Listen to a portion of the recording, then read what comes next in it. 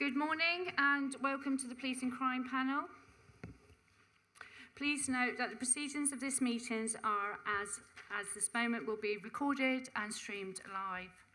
Before we proceed in line with the panel's processes, I would like to bring your attention to some housekeeping matters. I haven't spoke that long, honestly. Goodness me, you're trying to shut me up already. We're not expecting any fire alarms, Ross? No? Okay. If you wish to speak during the meeting, I would ask that you raise your hand and wait for myself to invite you to speak. Before we start, I just would like to welcome James as well, and welcome to your first meeting with us today. Do we have any, items one, do we have any apologies? Ross? Thank you, Chair. Councillor Goodman Bradbury, Councillor Roger, Councillor Lever and Caroline Jones, our independent member. If there's substitutes, I'd welcome. Thank you, Ross. If we can move to item 2, and that will be the minutes of Friday the 22nd of November, please. I'm quite happy to go through page by one to help people go through them. So page 1, page 2, page 3, page 4, page 5. Is everybody in agreement with those, and are they happy for me to sign off? And I have a seconder, which is Councillor Hackett. Thank you very much. I shall do that shortly. Okay, moving on to item 3. Oh, sorry, Mandy. All those in favour? Do apologise. Yes, all those in favour. I did say everyone's happy. We've got full support. Councillor Crowe, are you voting for the minutes or not voting? Yes, thank you very much. Item 3, declarations of interest. If you'd like to raise your hands if you have any declarations of interest of today's meeting. Looking around the room, and I take that as a no. So we're going to move swiftly on now to item 4, which is public questions. I believe we have no public questions today. So, moving on to item 5. So, the Commissioner's precept proposal. Before I hand over to the Commissioner to present the item, I would like to ask members to hold any questions until after the Commissioner has finished her presentation. Okay, are you happy? Commissioner, if you'd like to go forward. Thank you, Chair. Good morning, everyone. Nice to see you all. Happy New Year to those of you who I haven't seen since our previous meeting.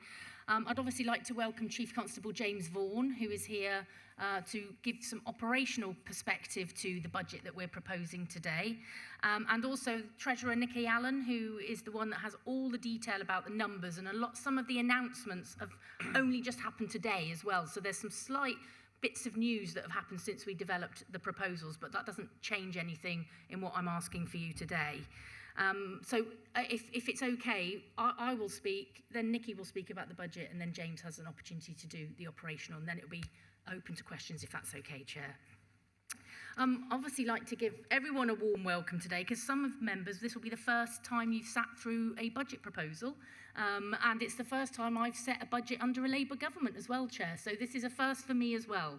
And I think and I hope that you'll see that we've got a sustainable budget as we move forward.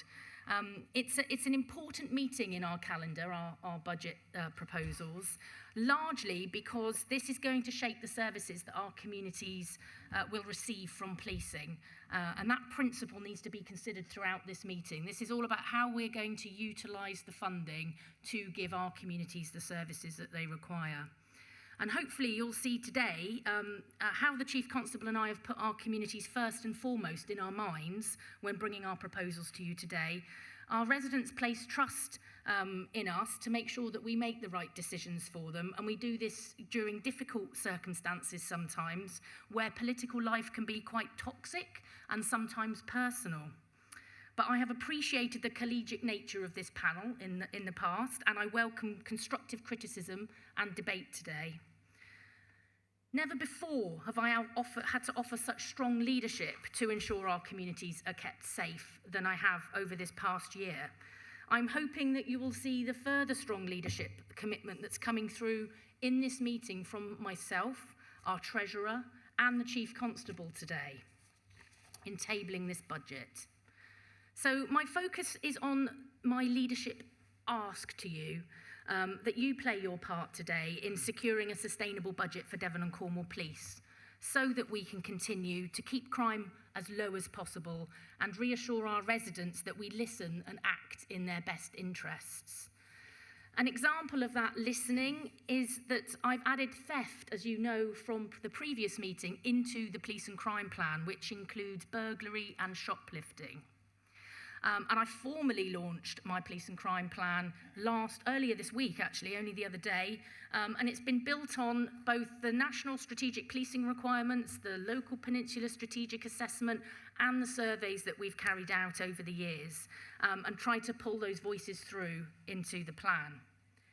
Now, in our budget survey, we saw an increased approval rate of the value for money delivered by the policing precept and levels of confidence in Devon and Cornwall's policing service. It's higher than the national picture.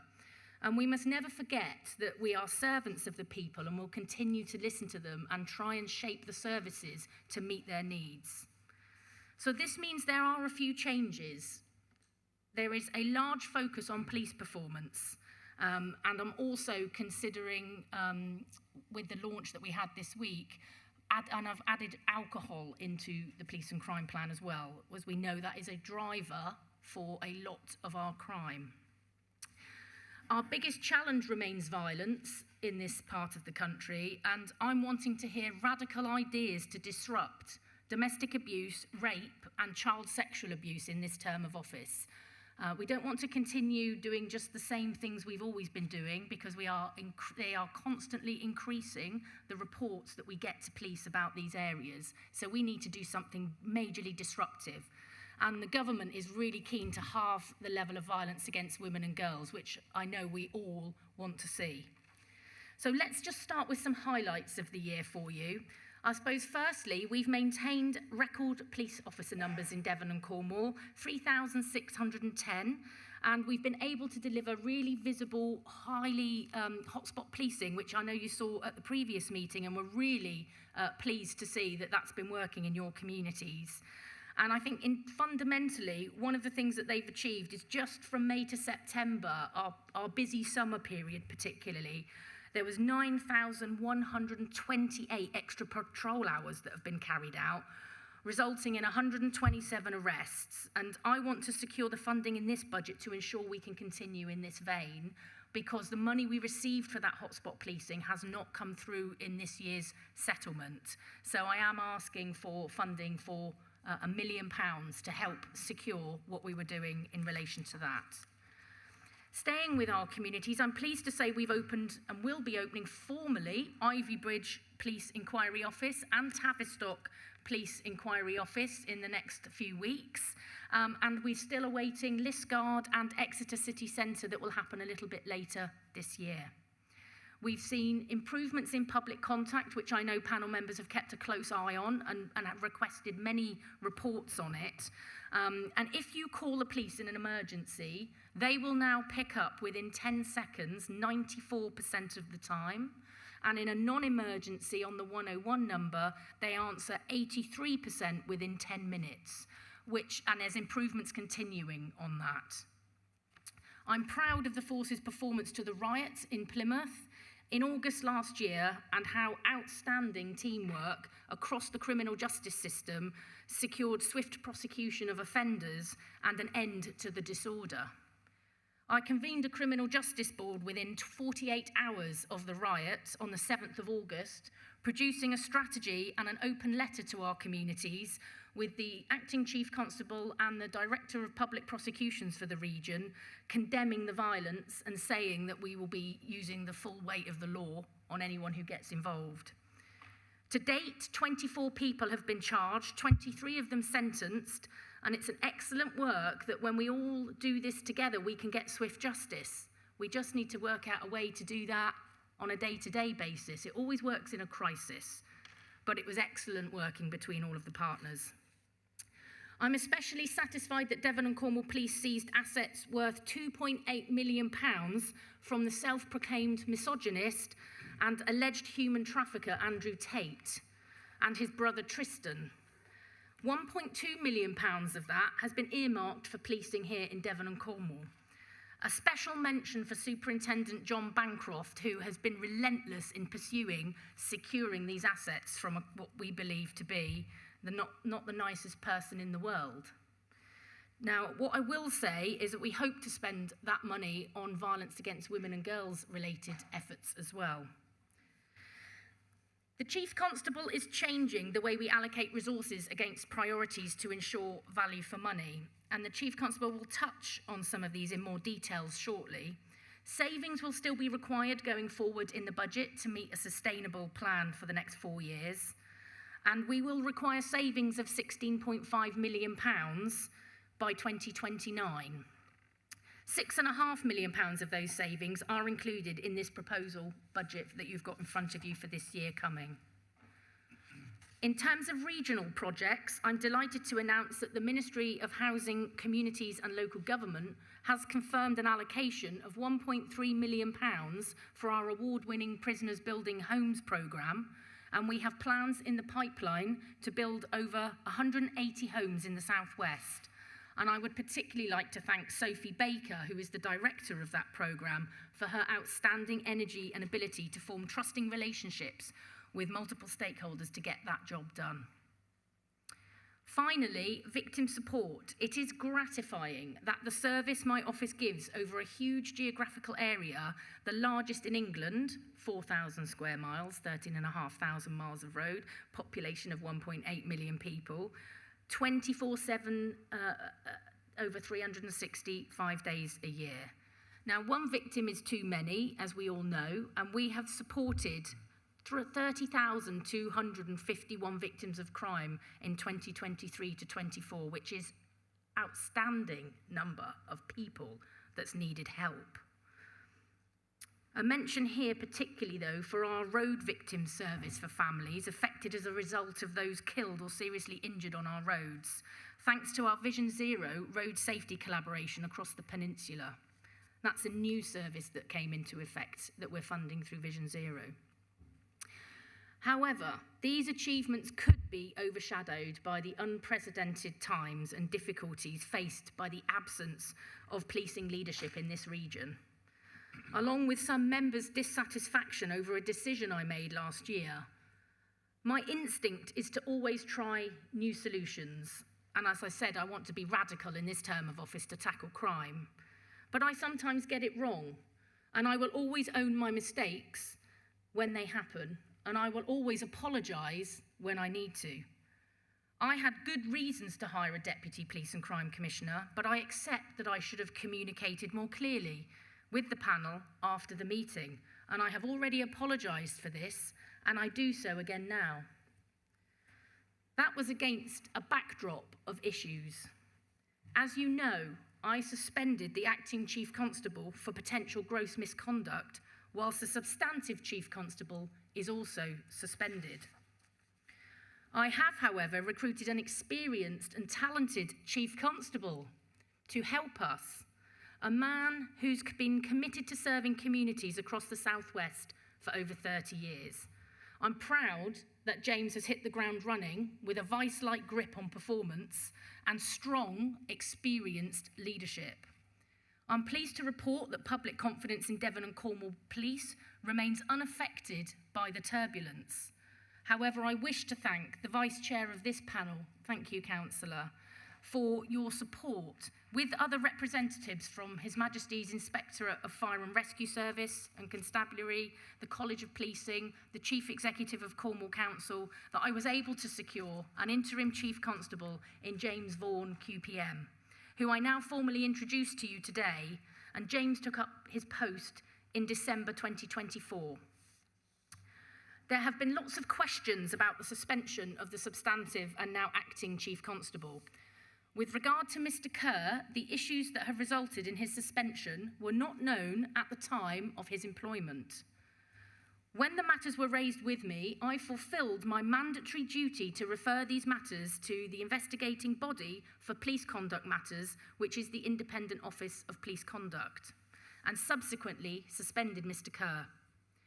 The Independent Office of Police Conduct, and for the criminal matters, the authorities in Northern Ireland now have primacy on this investigation, and I remain frustrated at the lack of pace in determining an outcome to their investigations and the cost to the public purse of their delays. However, I have in the last few weeks had an audience with the Policing Minister, Dame Diana Johnson, and she has committed to make inquiries into the progress of the investigation with the authorities in Northern Ireland.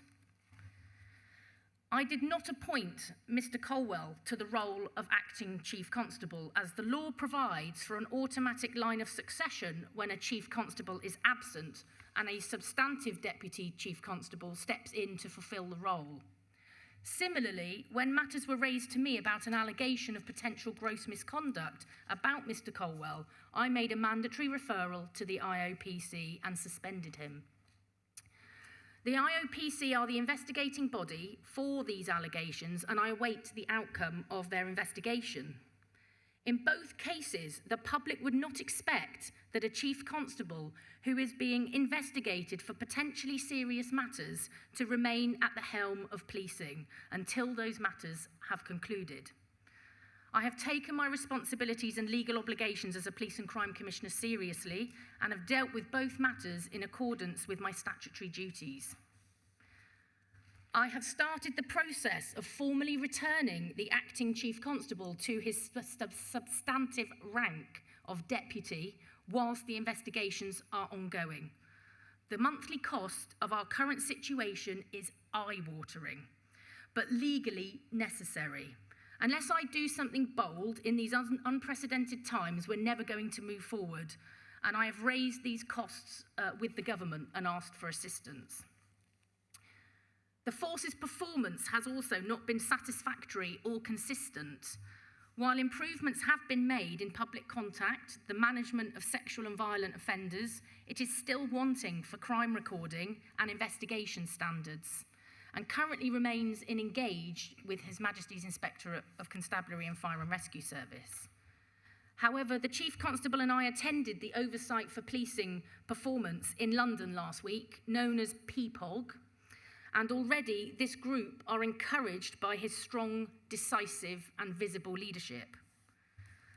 The funding formula for policing, that remains unchanged by the last government, and there is no plans to change it in this parliamentary term. As members will know, this is where we were all lobbying together to get our summer population surge challenge of tourism recognised by the government. However, the second homes council tax levy goes in some way to recognise our unique challenges in Devon, Cornwall and the Isles of Scilly. And Devon and Cornwall's police's financial position is in a much better position than any other force in this country, pretty much. Maybe not the Met, after they've had millions extra in the budget from this government. But we are not cutting police officers. We are not cutting police staff. And everyone else is. And this is due to the second homes bonus that gives us some respite. I would say as well that it's an enviable position that we are in, and I think Cumbria may be the only other force that has a very similar profile that we have around this second homes bonus. So we are in a different position to many others. The Chief Constable has also agreed to undertake a rank review, which I'm sure members will be delighted to hear. We always want more people on the front line, and we always want less senior management. Starting at the top, he will hope to return as many police constables to the front line as possible. This is estimated at around 60 PCs that we will be able to create through efficiencies and savings of around £2 million. And the Chief Constable will talk a little bit more about that. Coming up this year, we face the impending local government reorganisation, and I'm sure many of you are vexed and distracted by some of those issues that are happening at the moment.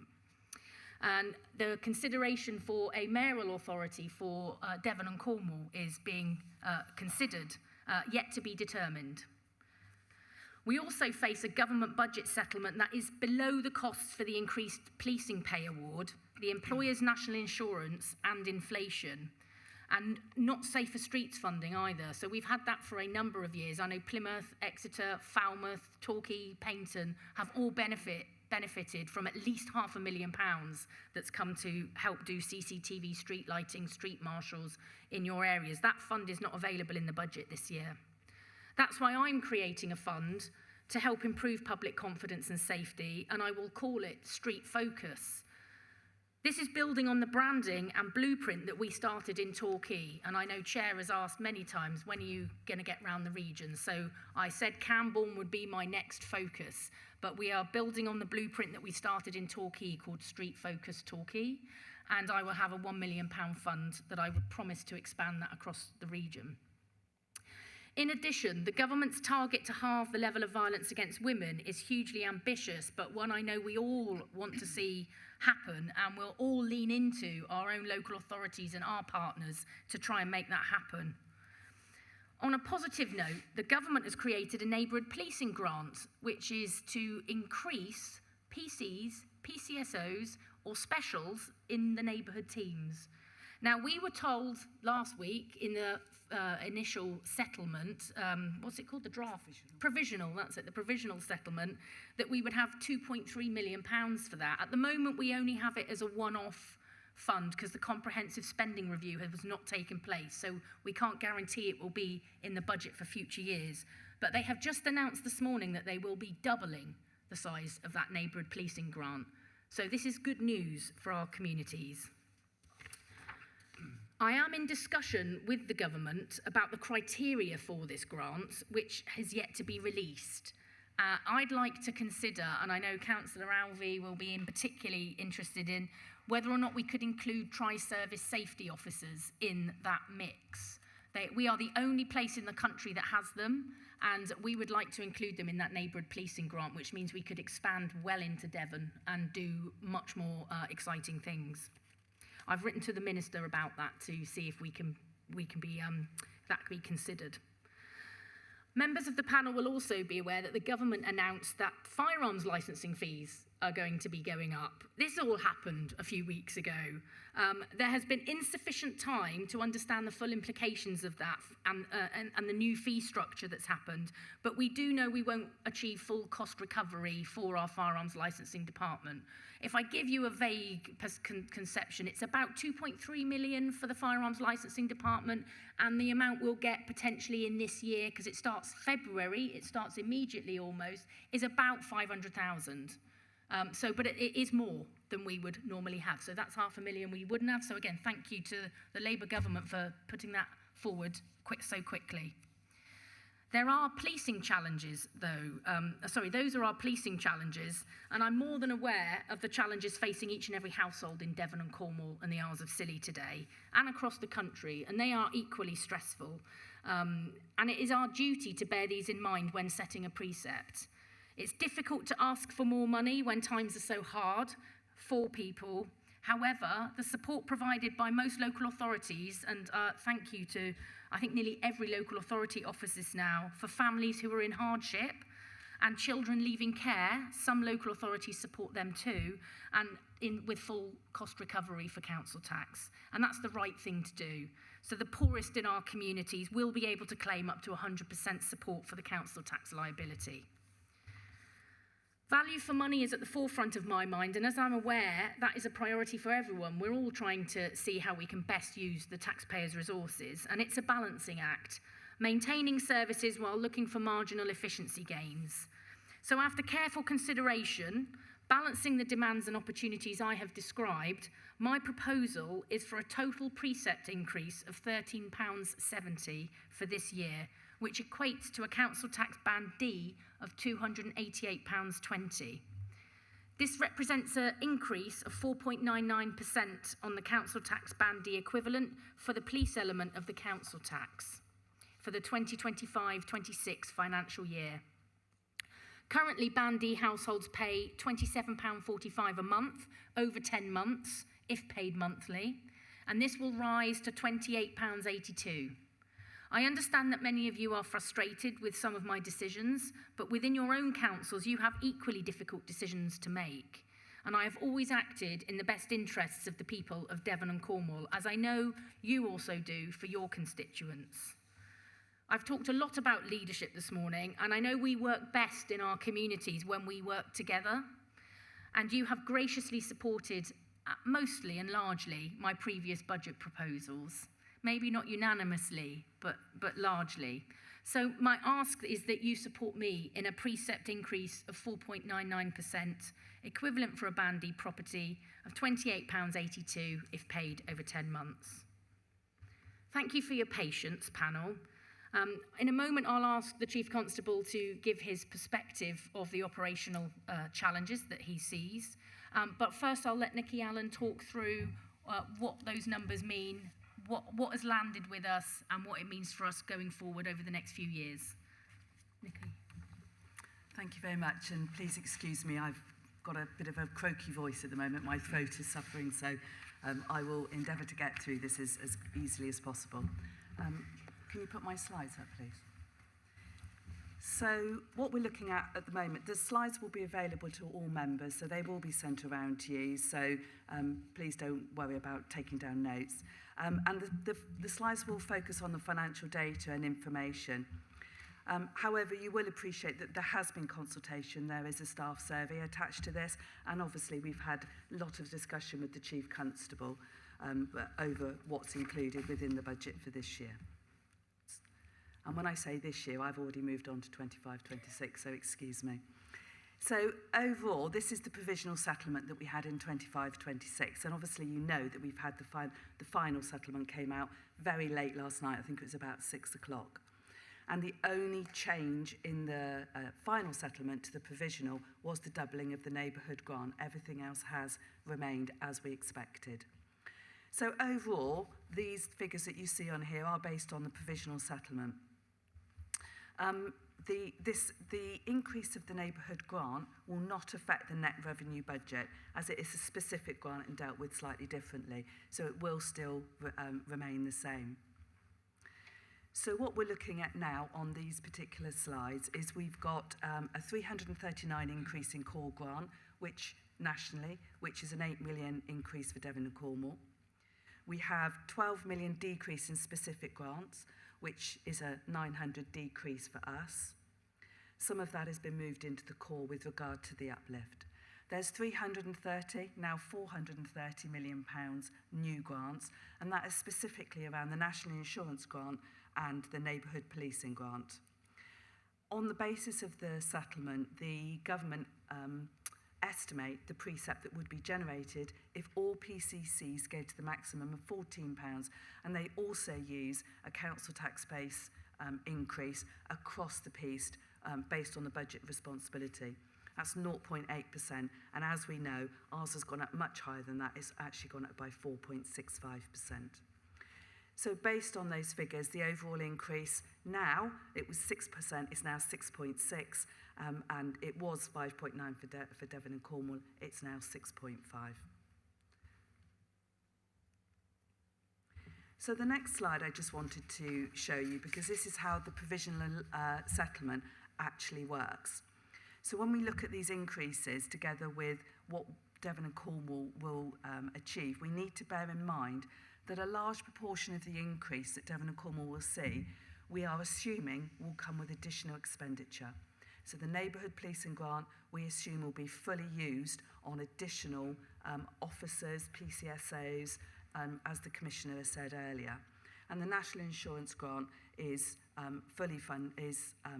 to fund the increase in the national insurance. I will say that the National Insurance Grant of 5.7 million doesn't cover the totality of our national insurance increase by about 625,000. We have been in touch with the Home Office about this to understand why that isn't covering the totality. But as you can see on this slide, what that means is that the grants that are allocated that have an allocation for Devon and Cornwall in actually sees a 2.5% increase on our core grant. The remainder of what Devon and Cornwall will see is additional grant with additional expenditure. There is a significant increase of grants that don't have an allocation to Devon and Cornwall. Primarily, that is to do with the national and international capital cities grant, with the majority, 65 million, going to the Met. So the budget assumptions for 25-26 and beyond. So what we see here, the main one being the pay award, we've put in 2% for 25-26 and beyond. So the inflationary contingency that we've put in, we have put in a 0.8% based on pay in contingency, based on what the pay review bodies are being submitted from other public sector bodies. So we have put in that contingency. The Home Office have yet to actually make a submission to the pay review body, so we've assumed that it could be higher. We also have no capital funding grant. That stopped in 22-23 and has not continued. With regard to the provisional settlement, we did have the consultation ended on the 10th of January, and we did submit a response. And one of those responses was around the lack of capital funding received by police areas.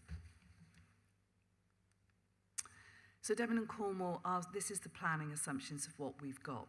So the budget requirement actually increases to 432.9 million for a net revenue budget. That's an increase of 26.4 million, an increase of 6.5. The increase in the specific ring-fenced is gone up for us by 7.1 million. Predominantly, that relates to the new grants that we're going to see. And of course, that's now gone up again because of the announcement last night. We have a capital programme of 113 million over 4 years. And this covers things that we know about and the circumstances we have at the moment. But obviously, we know that things happen that come at us from left field. For example, the RAC concrete, which we've all had to be dealing with. So we also have pay and inflation pressures of 27.7 million. The majority of this is with regard to pay, that's 26 million, and inflationary increases of 1.7 million, which would be things like your contracts, etc. We only put inflation on budgets where there is a contractual obligation. What we then have is we've got a proposed council tax, as the Commissioner said, of £13.70. The funding level for the maintenance grant, which is partly ring-fenced to the uplift in officers, is ongoing, and it is dependent on maintaining those officer levels of 3610. The savings and efficiency for 5.8 million are included within the budget. Some of those we've already achieved, and we know that are going to happen, and some of those, as explained earlier. Staffing equates to 85% of the overall budget, so that presents quite a risk to us. So anything to do with staffing, increases, your national insurance, your pay awards, does create quite a risk for us. Just to give you a bit of a feel, a 1% increase in our pay budget is about £4 million, just under £4 million. So it could be quite impactful. So, what does 432.9 million buy you? It's just to give you a bit of a flavour of the sorts of things that are included in our budget. So for staffing, 3,610 police officers, 150 PCSO, 15 tri-service officers, 2,332 police staff. That includes some frontline roles. Over 1,000 roles would be considered frontline. That's your control centres, so when the 999s and 101s.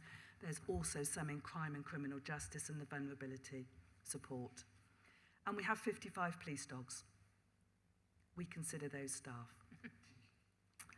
So we also manage, maintain and replace the following. So we have 1,119 vehicles, 552 marked and 567 unmarked. 129 buildings, 6 custody centres, 2 firing ranges, an outdoor training facility, 4 boats, 384 guns, 6,452 laptops, 1,236 desktops, 4,200 mobiles, 3,483 body-worn video, that's personal issue, and 4,693 police radios. So you can see there's quite a substantial amount of things that we include within our 432.9 million. We also support over 300 IT systems for different areas and different things that we have to do. So that's what, when we look at it from a practical point of view, the 432.9 million is actually buying you. And as you can see, a lot of this is to support staff.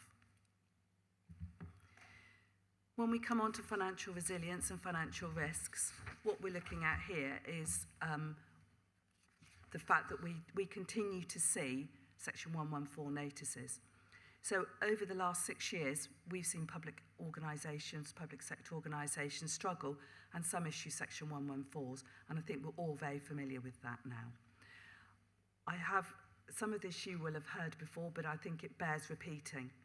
So the building blocks of financial resilience are fairly simple. Make sure you can afford what you buy. Always look at the ongoing liability from a decision. Don't use reserves for recurring expenditure. Always consider risk and ensure your assumptions are realistic. There are many other things that need to be considered, but in my view, those are the key issues. If you can get those right, a lot of it will flow from that.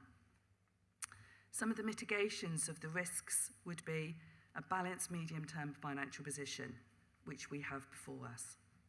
Assurances of no cliff edges, so we're not using one-off money to fund ongoing expenditure with no exit strategy. And that's where your specific grants come in and increase the risks. Realistic assumptions. We're very careful and we are quite prudent with our assumptions, and we use the data from the Office of the Budget Responsibility. And as I said earlier, pay is quite a significant risk for us. General reserves to weather the storms. Our general reserves sit around about 4%. Our reserve strategy does indicate we would stay between 3 and 5%. Good transparent decision making. So we publish our decisions, and obviously after today they will be published as well. Resilience is also achieved through good governance and processes, and there are a number of levels of protection in both internal audit, external audit, and we have an independent audit committee. We also have other inspection regimes like HMIC FOS that can aid transparency. The Code of Corporate Governance lays out the way in which we run our businesses. And I will say, it is my mantra in the office, and I think people are fed up with me saying, what does the Code of Corporate Governance say? It's really important we have that clear. It is reviewed biennially, so we're just due another review. Obviously, under all of this, we have things like the Treasury Management Strategy, we have the Reserve Strategy, and we have the Capital Strategy. And they are all reviewed each year. They go through the internal audit committee, independent audit committee, and they also go through our resources board to be signed off by the Chief Constable and the Commissioner. And they are published on our website, and they should be there now. They will be updated, their draft figures, until we've been through this process. So we will update the figures, but the strategies are there. Inflation has significantly reduced since the real peak in October 2022 of 11.1. Inflation in November was 2.6%. That's what we've used in our budget. Obviously, in December, it went down very slightly to 2.5. So, although this is still above the government target of 2%, bank base rate is 4.75%, and the MPC are meeting again next week. We're hoping to see a reduction. This will be particularly relevant when we start borrowing money. At the moment, we haven't done any long-term borrowing for quite some time. We've been in a very lucky position where we've benefited from the increases in rates because we've had money to invest. So we have benefited on the investment interest. So you'll be aware that I talk about the pay assumptions, and I will go on about it for quite some time. But the one-year funding that we have at the moment with the CSR does cause problems. It will cause problems for all public sector because we don't know about our long-term planning assumptions. So we have been prudent on that. Changes to the funding formula currently paused. So we'll just wait and see what happens on that one. Maintenance of police officer levels. The ring-fence grant has reduced by 1.7 million to 8.2 million. But the grant is still subject to the maintenance of those officer numbers. So we still need to make sure we do that. However, what that does mean that if we have further savings that are required, 58% of our budget funds police officers. So if we have to do savings, it's on 42% of our budget. Otherwise, we will lose that particular grant. Increased levels of specific grant do cause problems. There is a risk. It is only given year on year. And what we've had is we've seen an increase of 24.3 million to 31.4 million. So there's an added extra there. So we also look at the allocation of the grant allocations that we will require additional spend, and that is what we're looking at with the national insurance and the neighbourhood policing. Although the neighbourhood policing criteria is not out yet, and I know that the chief constables are anxious to see the detail. Second homes income, as was said previously, has really been a benefit for Devon and Cornwall, and I do have some slides further on to give you a bit more detail on how that has affected us. And obviously the increase in the firearms licensing. The reason we've not been able to predict it is because we're looking to do some modelling around what that means to the number of licences. Devon and Cornwall are an outlier for the licences. We hold the most licences in the whole of England and Wales. Excuse me. So council tax. The council tax base is up by 4.65%. We were originally predicting it would be up by 1.5%, and obviously that's to do with the second homes money, which you can see we're estimating is approximately £6 million. I don't have all the in-depth data from all of the collecting authorities, so that is an assumption on what we're looking at. The net surplus is coming at 2.6 million, and we were originally estimating 1.8 million. So we continue to see the payment of bills above expected for Devon and Cornwall. When we look at chargeable dwellings, and this is all based on the council tax-based data returns that each collecting authority will submit in September 2024. So this slide shows you the chargeable dwellings by band. So you can see that our biggest band is B, closely followed by C, and then A. So when we look at this, between A and D, 83% of chargeable dwellings in Devon and Cornwall and the Isles of Scilly is an A to D range. A to C is 67%. So it's quite significant that those lower bands are the biggest increases. It's a very minor change from last year, but it's virtually the same, the profile. When we look at second homes, what we have with second homes, as you can see, it's a slightly different picture. And when you look at this proportionately, the level of second homes from an A to a C is 45%, whereas the level of chargeable dwellings is 65%. So you can see there are significantly, as a proportion, more second homes in the higher bands than there are in the lower bands, which is interesting when you think band H, we have 273 second homes in Devon and Cornwall and the Isles of Scilly. The highest proportion of band E equivalents that are second homes are the Isles of Scilly, South Hams, Cornwall, and North Devon. And because Cornwall's a unitary, I can't break it down any further, but those are the sort of highest, as a percentage of their chargeable dwellings, they're the highest outliers, and they're all above 5% of second homes, with Isles of Scilly coming in at something like 11%. So when we look at the council tax levels for 25-26, and as you will know, all of the PCCs are currently going to their police and crime panels. 2 or 3 have already been, the majority will be either today or next week. So this is based on all PCCs going for the maximum level. Obviously, I've put in Devon and Cornwall at the level that we're proposing today. And what you can see by that is we are there or thereabouts in the middle, probably just slightly below the middle of this band. So that's what we're looking at. I have excluded the Welsh authorities because they have a different regime. They do not have a referendum cap, so it skews the graph. So I've taken them out of this ability. With regard to second homes and the assumptions that we've made around second homes, I did use the Welsh Authorities' experience of what they've seen. And I did send it out, I think, to all members as following the budget briefing. And what they saw was a sharp increase in the number of bandees, a slight drop-off, and then it sort of plateaued. So our planning for the future is looking at there being a slight reduction in the level of second homes that will stay as council taxpayers. Because what you need to remember is that we do not get any support from business rates. So that's what we're looking at the moment. Also, the Welsh Government, they have got a multiplier for their second homes, but it's been done in a very different years.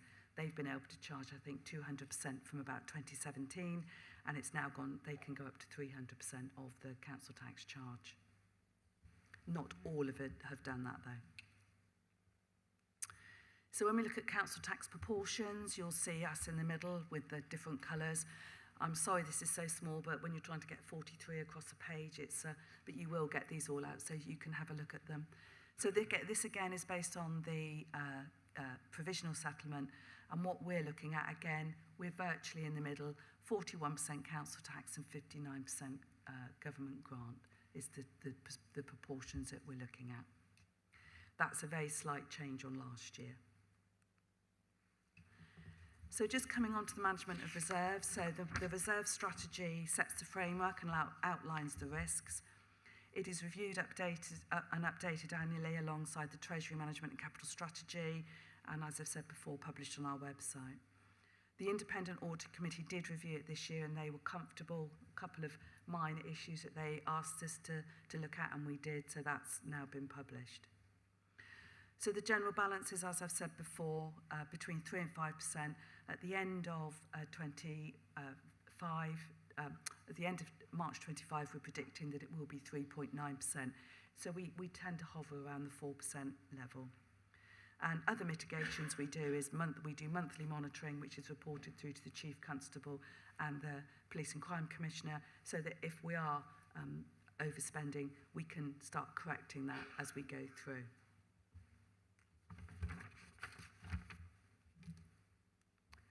This is reserves as a proportion of the net revenue budget, just so that you can see how this works.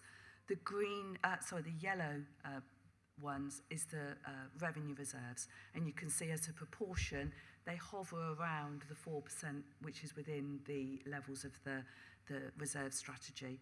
Obviously, our revenue reserves will go down as we start using them over time, mostly to support things like the capital programme.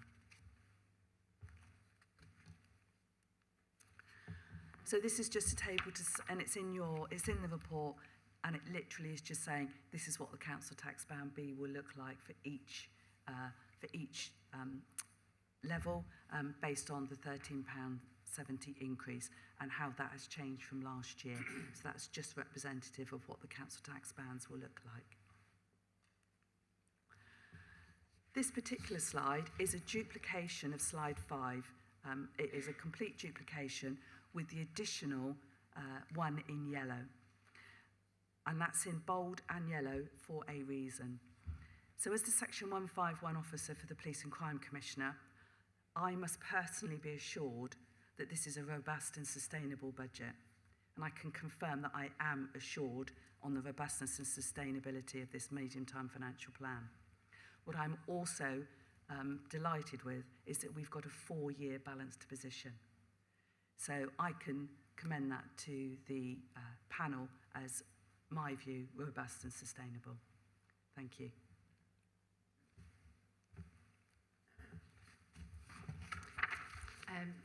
Thank you very much, Nicola, for that. James, I believe you want to come in next. Yeah? Thank you, Chair, and good morning to panel members. Sorry, I made you jump there. I'll lower my volume. I've been shouting, it seems, for 6 weeks. Could I perhaps start by extending my condolences to the family of Claire Chick, who was murdered in this city only last week, and my thoughts and prayers are with her family. As a result of that murder, I have ordered a urgent review operational review of the outstanding stalking offences across the entire police force to assure myself that we are doing everything we possibly can to reduce harm to victims of stalking. Perhaps I could introduce myself. As you know, my name is James Vaughan. I'm in my 33rd year of policing, albeit I've had a 3-year sabbatical, having stepped into retirement from policing. Not actually retirement. In that time, I've been working for the Home Office on homicide reduction. I've been chairing a safeguarding children's panel. I've been the chair of a school governing board in my local comprehensive. I teach with Cambridge University on evidence-based policing in their international sphere, and I provide consultancy to various bodies, including people like the Royal College of Nursing. I was delighted, flattered and privileged to be asked to step back into policing, to come along to a police force that I know well. Some of you may know that I was here for a brief period for about a year in 2017 as a Deputy Chief Constable before my promotion to Chief Constable. I've spent a considerable amount of time here. I know the force well, and I know many of the executive members, and of course I know Alison well too. I was delighted. I went through a very rigorous selection procedure nonetheless, as you would expect, including your deputy chair of this board. And on the 13th of December, after that rigorous selection procedure, I was appointed. I was reattested, a bizarre situation to be reattested as a constable by the chair of the bench. And then I gave a few interviews to our media colleagues before setting to work on that evening. I brought the chief officer group around the table that evening, again on the Monday morning, having worked across the weekend in the geography. On Monday, we set to work with strategic matters. I met the executive again on Tuesday. By the end of the week, I'd met every single senior leader across the force and set out urgent and new priorities to bring stability and strong leadership to the force during a time of unprecedented disturbance. Since then, I've travelled to every corner of Devon and Cornwall. I've not been to every single town and village, but I've been to every single policing area. I've met more than 1,000 of our frontline staff. I've met many stakeholders. I've met the Chief Crown Prosecutor on a couple of occasions. I've met Chief Execs, I've met leaders, I've met councillors across the geography. And that's been a useful insight and submersion back into policing and back into this police force for me to understand how the police force is performing and to get a good sense directly from the front line how things are happening. I've looked at all the strategic and tactical plans that have been put in place over the last year or so.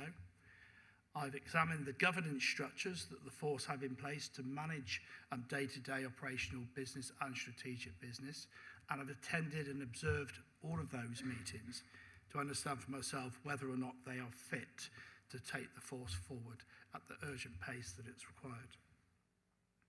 I've made some adjustments to governance. I've made some adjustments in the leadership. I've placed firm direction into the force, and a focus around performance, improving public confidence, and the maintenance of high standards in public office. And those key priorities have been, I've set on repeat on every time I speak to people in the organisation. I've set those priorities.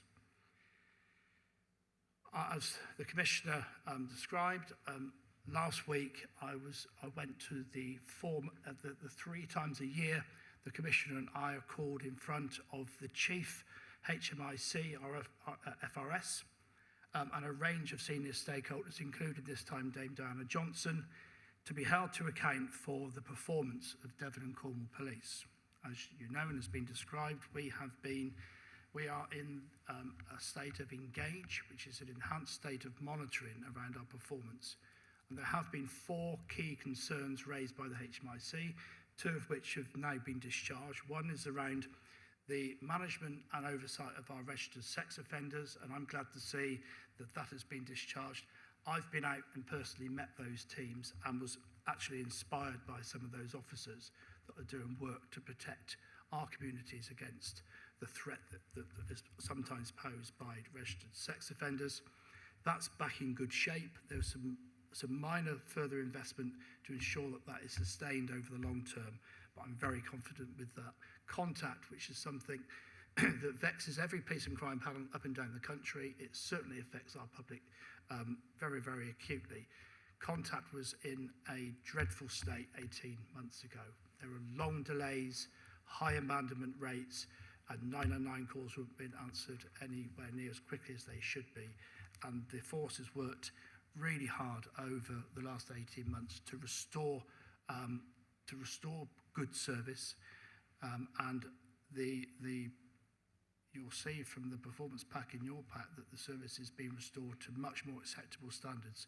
And since June, those improvements have been continued, and I believe firmly now that they are sustained and sustainable over the long term. Over the long term. So that's comforting.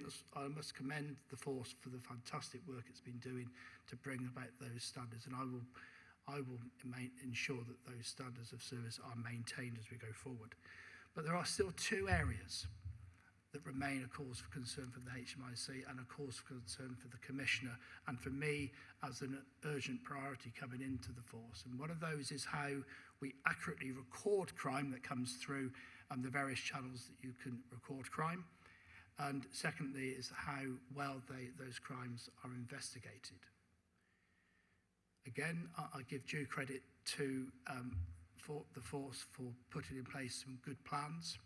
What they've resisted in doing is moving huge resources onto the problem to try and fix the problem using additional resources. They've adjusted the systems and the structures and the processes to improve performance rather than making big investments, which, as we all know, are often not sustainable in the long term. And steady progress has been made on crime data integrity and the recording of crime over an 18-month period. We still have some way to go, but over the last year, the level of performance has been above 90% of crimes being recorded accurately. They've been improving over recent months, not to the level that I would expect, not to the level that the Commissioner expects of me, and not to the level of satisfaction that the public would expect. And certainly the HMIC are willing to disengage us on that. So that is a work in progress, and I've placed additional firm focus on that to ensure that those standards are met. And then it brings us to investigation. There are four things that we have not consistently done well over the last couple of years, and that is when you boil them down, they are around the quality of victim contact, having a good contract with our victims of crime to say when we're going to contact them, how we're going to contact them, and then sticking to the promise that we've made. And we need to work harder on that, and I'm looking very carefully at how that can be better hardwired into our processes. Secondly, it's just simple things like setting out a firm investigative plan on every case, whether it be a minor crime such as shop theft, or a serious crime such as rape or murder. All of those crimes need to have a proper plan put in place. Thirdly, it's about preventing delays. And what I've seen from my own auditing, and I've seen from the reports from external consultants and the HMIC and work that the Commissioner has been doing to scrutinise us, is that the force's crime backlog became choked. Officers on patrol were carrying caseloads that were far outstripped their ability to deliver good service against them. We had log jams across the organisation, and at that time, the force had introduced new IT systems, which frankly didn't help. So delays are moving down, but preventing delay, dealing with today's crime today is absolutely the key priority. And then the fourth thing, and they sound simple, and they are simple when they are well led, is to ensure that there is proper, robust and meaningful supervisory oversight. I've set a very, very firm expectation to sergeants and inspectors, operational frontline leaders and their equivalent police staff ranks to be ultra intrusive, to understand the entire caseload of their officers, to provide meaningful interventions when delays appear, and to ensure that investigative lines of inquiry are followed. That sounds simple. So those are my focus. It's been my focus. And I will be continuing to provide fairly intrusive and transactional and grippy leadership over those issues over the coming months. And as I become more assured of the ability of our own organisation to drive those areas of improvement on, then I will revert back to my more natural leadership style, which is to be more empowering and transformational. I'm grateful to the Commissioner. She has given me a great opportunity to influence the setting of the budget for next year and the medium-term financial strategy. And I've laid out to her what it is that we need as an organisation to deliver. And the budget that's presented to you today, which does include a tax increase for our citizens, will allow me to do three key things. The first is it will allow me to deliver the policing crime plan that was published. I think your official launch was yesterday, Commissioner, wasn't it? But I know that this panel has signed off the policing crime plan, which will be for the term of the Commissioner's office, broadly in line with the parliamentary term. This budget and the MTFS, as said out, is sufficient for me to deliver that, and I'm confident and I'm committed to delivering that. The second thing it enables me to do, and whilst we are not shifting resources to deal with poor performance, we're looking at systems and structures, but the budget does allow me to deliver the urgent improvements in performance that are required for not only for Devon and Cornwall Police to be taken out of enhanced monitoring, but to move to the next stage and drive the force forward to the good and outstanding organisation that it absolutely can be and has the potential to be in the future. And the third thing it allows me to do, it allows me to build on the force's strengths, of which it has many. Its core strength being the delivery of neighbourhood-style, local, visible and accountable policing, which is absolutely the heart of everything that's in the policing crime plan. It's in my own policing ethos, and it's something I'm determined for us to build on. The precept is, of course, the budget is based, of course, upon an assumption that savings are made, and we have a savings plan over the medium-term financial strategy. We have a savings target, I should say. We had some looser plans, and we are working very hard this year to introduce a new budget system. For those of you, most of you will be aware of the priority-based budgeting, which allows me to place a forensic view on all services offered by all elements of my police force and ensure that we place resources scientifically against the threat and the needs and the elements within the police and crime plan. Part of those savings, as touched upon by the Commissioner, is to review the rank structure. I'm joined by the Superintendents Association themselves that agree with me that Devon and Cornwall Police needs to reduce the senior ranks and put more worker bees on the front line.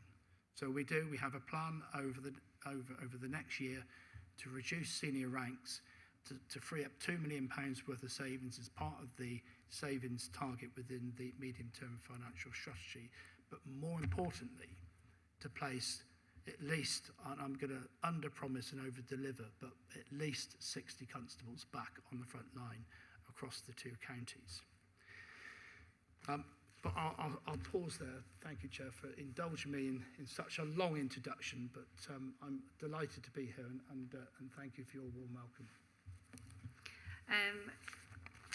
From a chair point of view, can I thank the Chief Constable for being open and transparent on some important areas that that needs to be addressed within our force.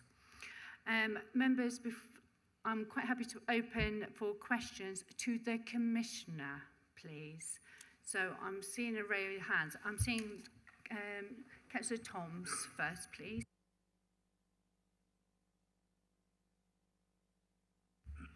Thank you, Madam Chairman. It won't switch on for some reason.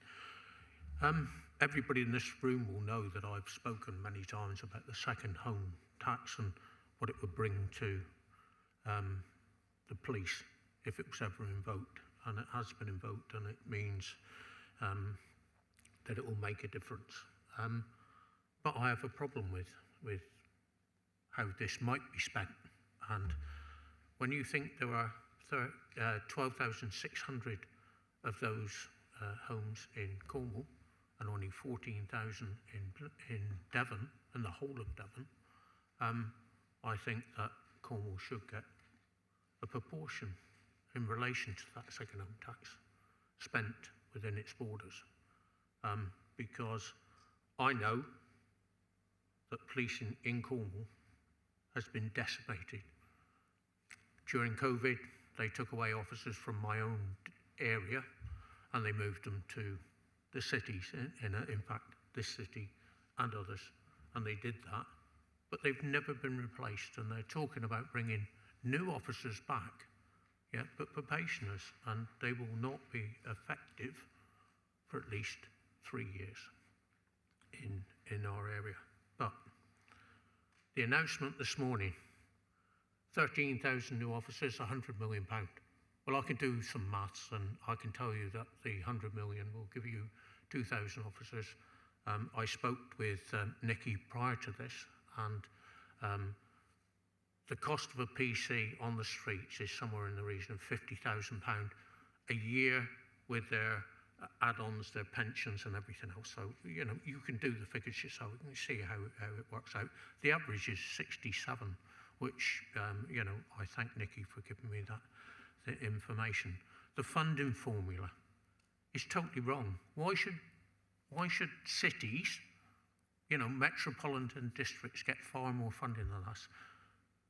I did a thing for adult social care, and I spoke with the officers at length about the funding and how it works.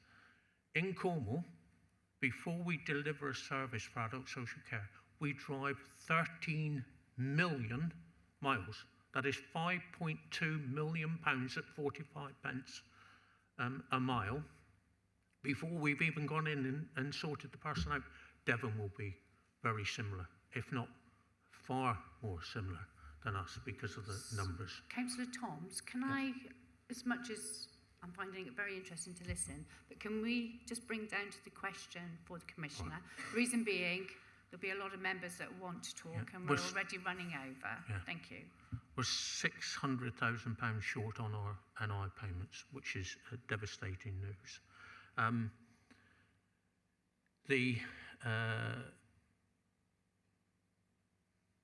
Because I've lost my train of thought, we're actually talking about the NI payments. The NI payments are fine, and we're losing £600,000, but our initial providers, the things that do the cleaning and everything else, will add those costs onto us. So, don't think that we're not going to get an increase in all the other aspects of thing. Pay, if you look on the internet, the Office of National Statistics are talking between a 3 and 5% pay rise, for some places. So, we need to be very careful there, and I'm sure that the police body will try and get more than 2%, because they'll be actually going backwards when you take inflation at about 3% at the moment.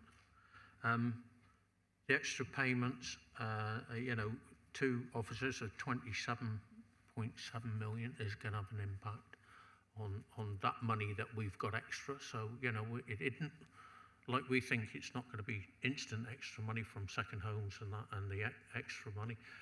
the council tax is actually going to cost us money. Hang on. And when you look at what's going on, you know, that we're talking about 12 million, 9%, and a decrease in the amount that we're actually, you know, some of the money that we're going to have to save on top of what this is happening. I think that the picture is grim, and I know that we've been talking about the prior to this meeting about the situation that if we don't agree this budget, we will defer to another meeting on the 14th of February. And we know from the discussions we've had with the officer that they can come with a budget and we've more or less got to agree it. So I would like to put in an additional recommendation to the panel that at 2, that the Police and Crime Commissioner and the Chief Constable bring a full report to the next meeting on spending. This should be full details of what the government announcement on funding means and the extra funding from second home tax to the residents of, so that we can see what the impact is on the residents of Devon and Cornwall. So the thing about for me, more than anything, is second home tax. We're giving you the biggest load of money from Cornwall, and yet is that going to be spread right across Devon and Cornwall? Because there isn't. There's about, I don't know, 1,500 houses between the two. Thank you. Thank you, Councillor Thompson. I'm sorry I put you off your spiel there, but I'm just trying to allow everyone to have their opportunity. Councillor Loudon, please. Thank you, Chair. My questions, and there are 3 areas I want to look at in the report before us. They're either for the Commissioner or for Nicola. I leave that to you to determine. So first of all, if I turn to page 12, paragraph 3.8, the reference here is to the change in leadership at the top, and welcome to Chief Constable. I just wanted to pick up so that we all can hold it in our minds, because I will come back to the broader item at agenda item 7. But, and thank you to Nicola for providing me with some financials, but it does seem to me that what we're paying for at present, because we have in effect 3 people at the top we're paying for, one way or t'other, is about, if I took 2/3 of what Nicola said to me, so this is rough and ready, is costing the force about 560 odd thousand in a year. That, given what Councillor Thoms has just said, the on costs and salary for a PC is about 10 PCs. So I just leave that hanging, if you will. So I want to come back at agenda item 7. Second point is at page 18 in the report, and it's at paras 2.6. It's the NI contributions. Nicola has said we're 625k short. Is that similar to what we as councils are affected by? So we have only received 30% or thereabouts of the increase when we anticipated it was going to be probably nearer 100%. So just trying to understand the percentages roughly. And then finally, if I then go to page 42, and that's the staffing analysis there. And here, Commissioner, I turn to the OPCC, and what you've got for full-time equivalents, you've got a consistent 34 full-time equivalents. That I take to be your establishment, your established staffing structure. So for 25-26, is there on your establishment a vacant post for a Deputy Police and Crime Commissioner, or would it be, should you return to that item, would it be over and above your 34 establishment? Thank you, Chair. Thank you. Commissioner, I should have asked you if you had a response to the first question to Councillor Tom, so I do apologise. So if you would like to answer the first question and the second one all together, that would be lovely. Thank you very much. Thank you, Chair. Firstly, I will say, Councillor Tom, please recognise I have opened a police station front desk in Loo, so you've got an invested resource there right in the community to support policing and the wider issues that affect Loo. I completely understand there's a couple of questions around the national insurance, so I'll address it, and if Nikki needs to add in, she can. Firstly, Lord Hanson of Flint, I watched him live in the House of Lords declare that the national insurance for policing would be fully funded, and it is not. So I am disappointed, I have to say, that publicly they said it would be, and it hasn't. And I'm sure Nikki's got the percentages in terms of what it is funded, do you know? We're 11% short. We're 11% short. Much better position than you are in, Councillor Loudon. Yes, I know, 30%. But we're 11% short, which is, you know, it's not, I don't know whether they're going to correct that, because once they've said that in the House of Lords that was going to be the case, and now that actually isn't the case, they do need to consider correcting that. So I know that Nicola Allen, as the Treasurer, has written to the government to request why this is an anomaly, and she is awaiting the response. I think you actually wrote a week or two ago around the national insurance, but we haven't had a response on that yet.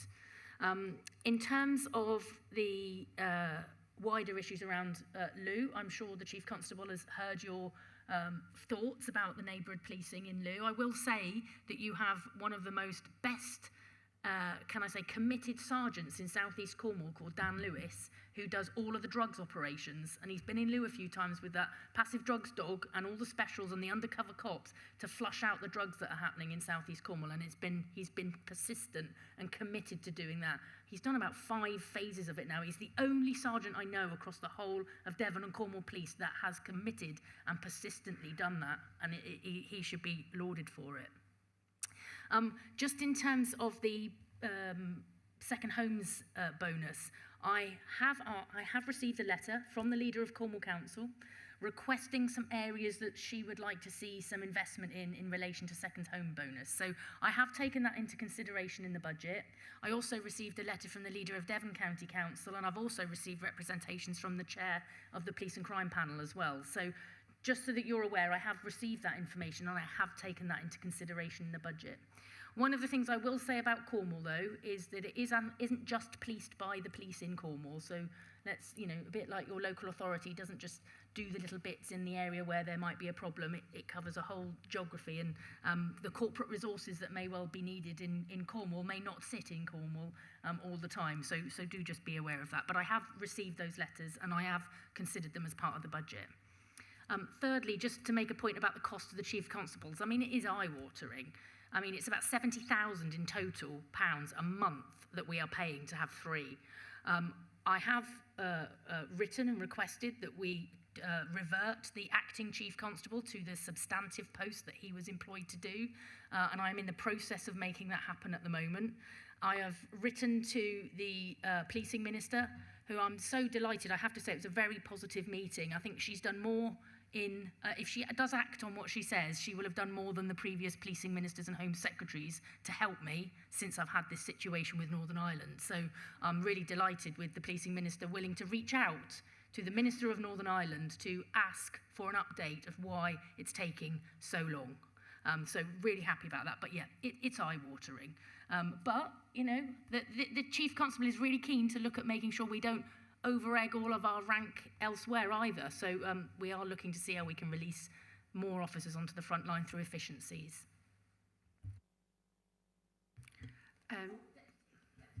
And yes, the 34 is inclusive of the deputy position. And while it may be vacant right now, I will not remove it from the budget in case I do require a deputy going forward. Before I move on, Commissioner, I'd never like to correct you when you might be saying something wrong, but I'm going to. So you received a letter from myself, but you received it as my role as a cabinet member, not as a chair of the Police and Crime Panel. So just so everybody's full aware, it was my cabinet role. Okay. Chair, just to say it's explicit in the report that it is in your role as a cabinet member for Plymouth City Council. Apologies. No problems. It's just that obviously if this is live streamed, I want, obviously, not everyone gets a copy of this paper. So thank you. I'm going to move on now to Councillor Hackett's, please. Thank you, Chair. I've got a number of questions and I will be brief. So just to be clear, Commissioner, you were saying you may wish to appoint a Deputy Police and Crime Commissioner going forward. And what salary did you ascribe to it? Chair, it's 2/3 of my salary. 2/3 of your salary. And would you be making the job application and the recruitment process public? Yet to be determined, Councillor. Okay, I would hope you would, because that would be following other examples from Deputy Police and Crime Commissioners throughout the country. And I do know it's a political appointment, but that has been made clear in the applications. It's best practice and you get the best person for the job. And I'll leave that point there. A robust and sustainable budget. I have concerns that the figures seem to be predicated on the money coming in from second homes, and these second homes are going on the market, which means your anticipated income from that is going to drop, or at best, you're going to have a 1-year figure coming in of that intake, and then you're going to find the figure drop. Can I ask your 151 officer through you how that will impact your future finances? Chair, I'll just start, and if Nikki needs to come in. Fundamentally, we've looked at the Welsh model, because they've been doing it for many, many years, and seen how, as Nikki explained in her presentation, how the first year was at a particular height, then it reduced down as people sold them, and then it plateaued. So we have made a pessimistic projection and assumption in future years of a reduction, but we may not have that reduction. We don't know, but we've been pessimistic in planning the budget. I think if I'm right, we've reduced it by 20%.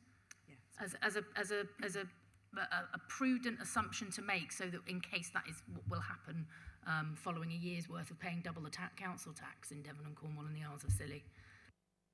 My concern is that that pessimistic judgment might turn out to be optimistic, listening to what is being said in the wider sphere and the media. So there's got to be a red light flashing there from my terms. I turn to senior ranks. A number of senior officers are going as part of an economy. I take it they're being reduced in rank, or they're being phased out through retirement, natural wastage. My concern here would be the fact that if I was a fairly senior officer in the force, I might feel that my promotion prospects within Devon and Cornwall might be limited, and I might leave this force to go elsewhere. This would be a risk, because you're losing all that experience and knowledge. So, can I get your comments on that? I'll start, Chair, and the Chief Constable may want to add into it. The first thing I will say is promotion in policing is one of the most toxic things that I witness in policing. People only do it for promotion. Chief Constable may not agree with me, but my experience, they only do it for promotion, and that's why you get people moving around the organisation and don't stay settled in particular roles for a very long time. And I know some of it is about getting experience, but if you recall when Mr. Kerr first came in, he also stopped certain levels of promotion, and he also stopped hours and hours and hours of interviews that were going to be taking places for sergeants, because there wasn't enough people who applied for the sergeant's post in the first place. So why are we interviewing? Might as well just let them all on probation do a sergeant promotion, because they'd already been recommended to do so. So I have no issues about promotion not happening. And we're in Devon and Cornwall and the Isles of Scilly. People want to come and join this force. They want to work here. No one wants to leave this force generally. We have a lot more transferees entering than we do transferring to other forces. But I will just let the Chief Constable speak, as I have probably spoken slightly out of turn with my view on promotion, but it's my experience in the 8 years of being Commissioner. Well, I won't contradict you on my first panel, Commissioner. My view is that the Devon and Cornwall Police is top-heavy, and that view is shared, remarkably, actually, by the Police Superintendents Association, who represent the members of senior officers in the force. So we have a shared desire to reduce the number of senior people and increase the number of frontline people. To answer your question directly, Councillor Hackett, nobody will be demoted from their substantive rank. And we do have a number of people that are temporarily acting up into senior ranks, and that and through the usual natural attrition you see in a large organisation will bring the numbers that we move to under control through those natural attrition rates. What I have done as a first step is I've stopped any promotion processes for senior officers for this year to ensure we don't promote more in and then find we're stuck with more than we need. Hope that helps. Okay, thank you. A final question. Can I just hold you there? I do have a very big list, and I have been very fair to allow you to ask several questions. So I'm just going to put you on the bottom of the list, and I promise to come back. And that's the same for Councillor Toms as well. I have noted that you would like to speak again, but I would like to give some other members the opportunity. So we have Barry Jones as next, please.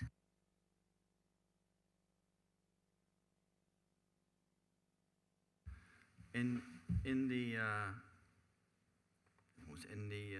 paperwork you've sent around, you've expressed that you want to place a strong emphasis on protecting the vulnerable in our society, and that comes from having a police force that has a reputation for investigating crime and investigating it thoroughly.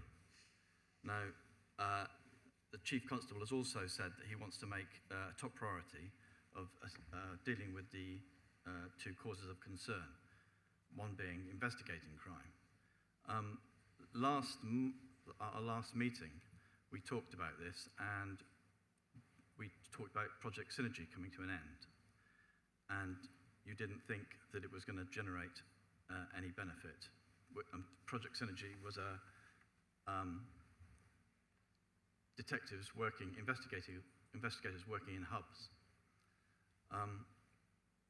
Before I joined this panel, which was in October, I spoke to an ex-detective in casual conversation, and they said that they thought the problem in one particular area was the age profile and the age experience of that locale. And so the experience is gone, and it needs more experience. The whole profile is wrong. So the strategy of just getting the same people to then be educated, trained on PIP2, I'm not sure that is going to be achieve the results you want it to achieve. So that's one. I mean, we're talking about, somebody else has mentioned, losing experienced skills, and this all happened in the 2010s. So the PIP2 is actually coming from, I don't understand general balances, but it's ongoing expenditure that's coming from the general balances, as I understand it. Is there no other strategies you're using to provide funds to the Chief Constable to get more experience rather than just training up the people you have? I know of some, like retire and rejoin. But are there any others, or you've got transferees in of experienced investigators? That's what you're looking for. experienced investigators, not new investigators. So after our discussion about Project Synergy, what is the way forward? Chair, the Chief Constable may wish to enhance what I say, but I've been here 8 years, and on the risk register has been about the not enough detectives. We never meet the threshold for the number of detectives that we've got in our design. And no matter what they do in policing, they never seem to resolve the problem, whether they try and recruit them through Police Now, which is a short-term injection of people who are graduated from university to go and be detectives. You only usually get a handful through Police Now. Whether it's paying them an extra bit in their salary to keep them in those jobs, they never seem to get to the level threshold that's required. And that's the 8 years I've been here. I'm actually been exhausted discussing this with policing, and I'm delighted we've got an experienced Chief Constable who's got some ways forward on this as an idea. But what I will say, it's not all about experience, because the things that have happened over the past few years that affect the ability for an investigator to do a really good job is the introduction of things like redaction, where every bit of body-worn video that's done has got to blot out the car registration, the faces of everybody not involved.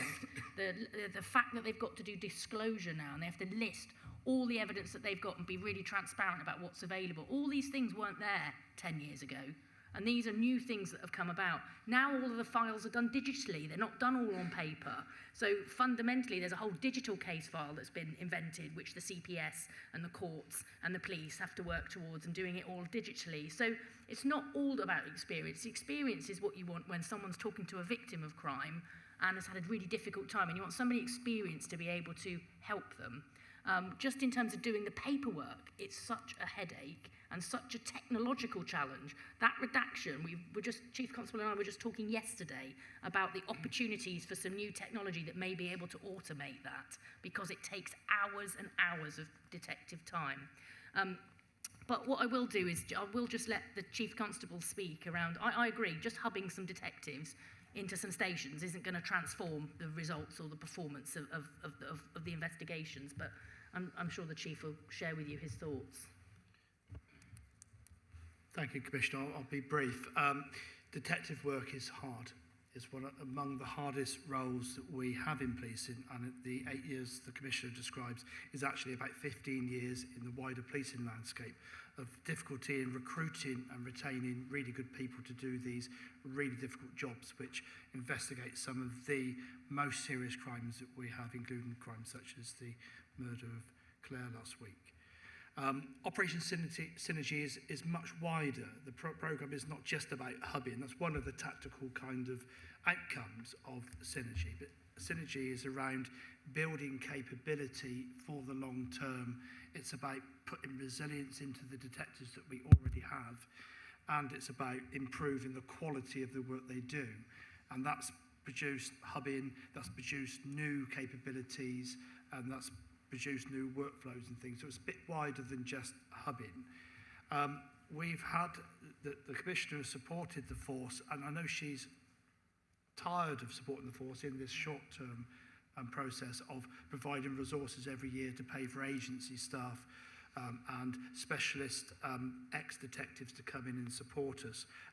But the force has looked at DHEP detectives, which is the direct entry, fast-track detective scheme, which has brought some great people into policing.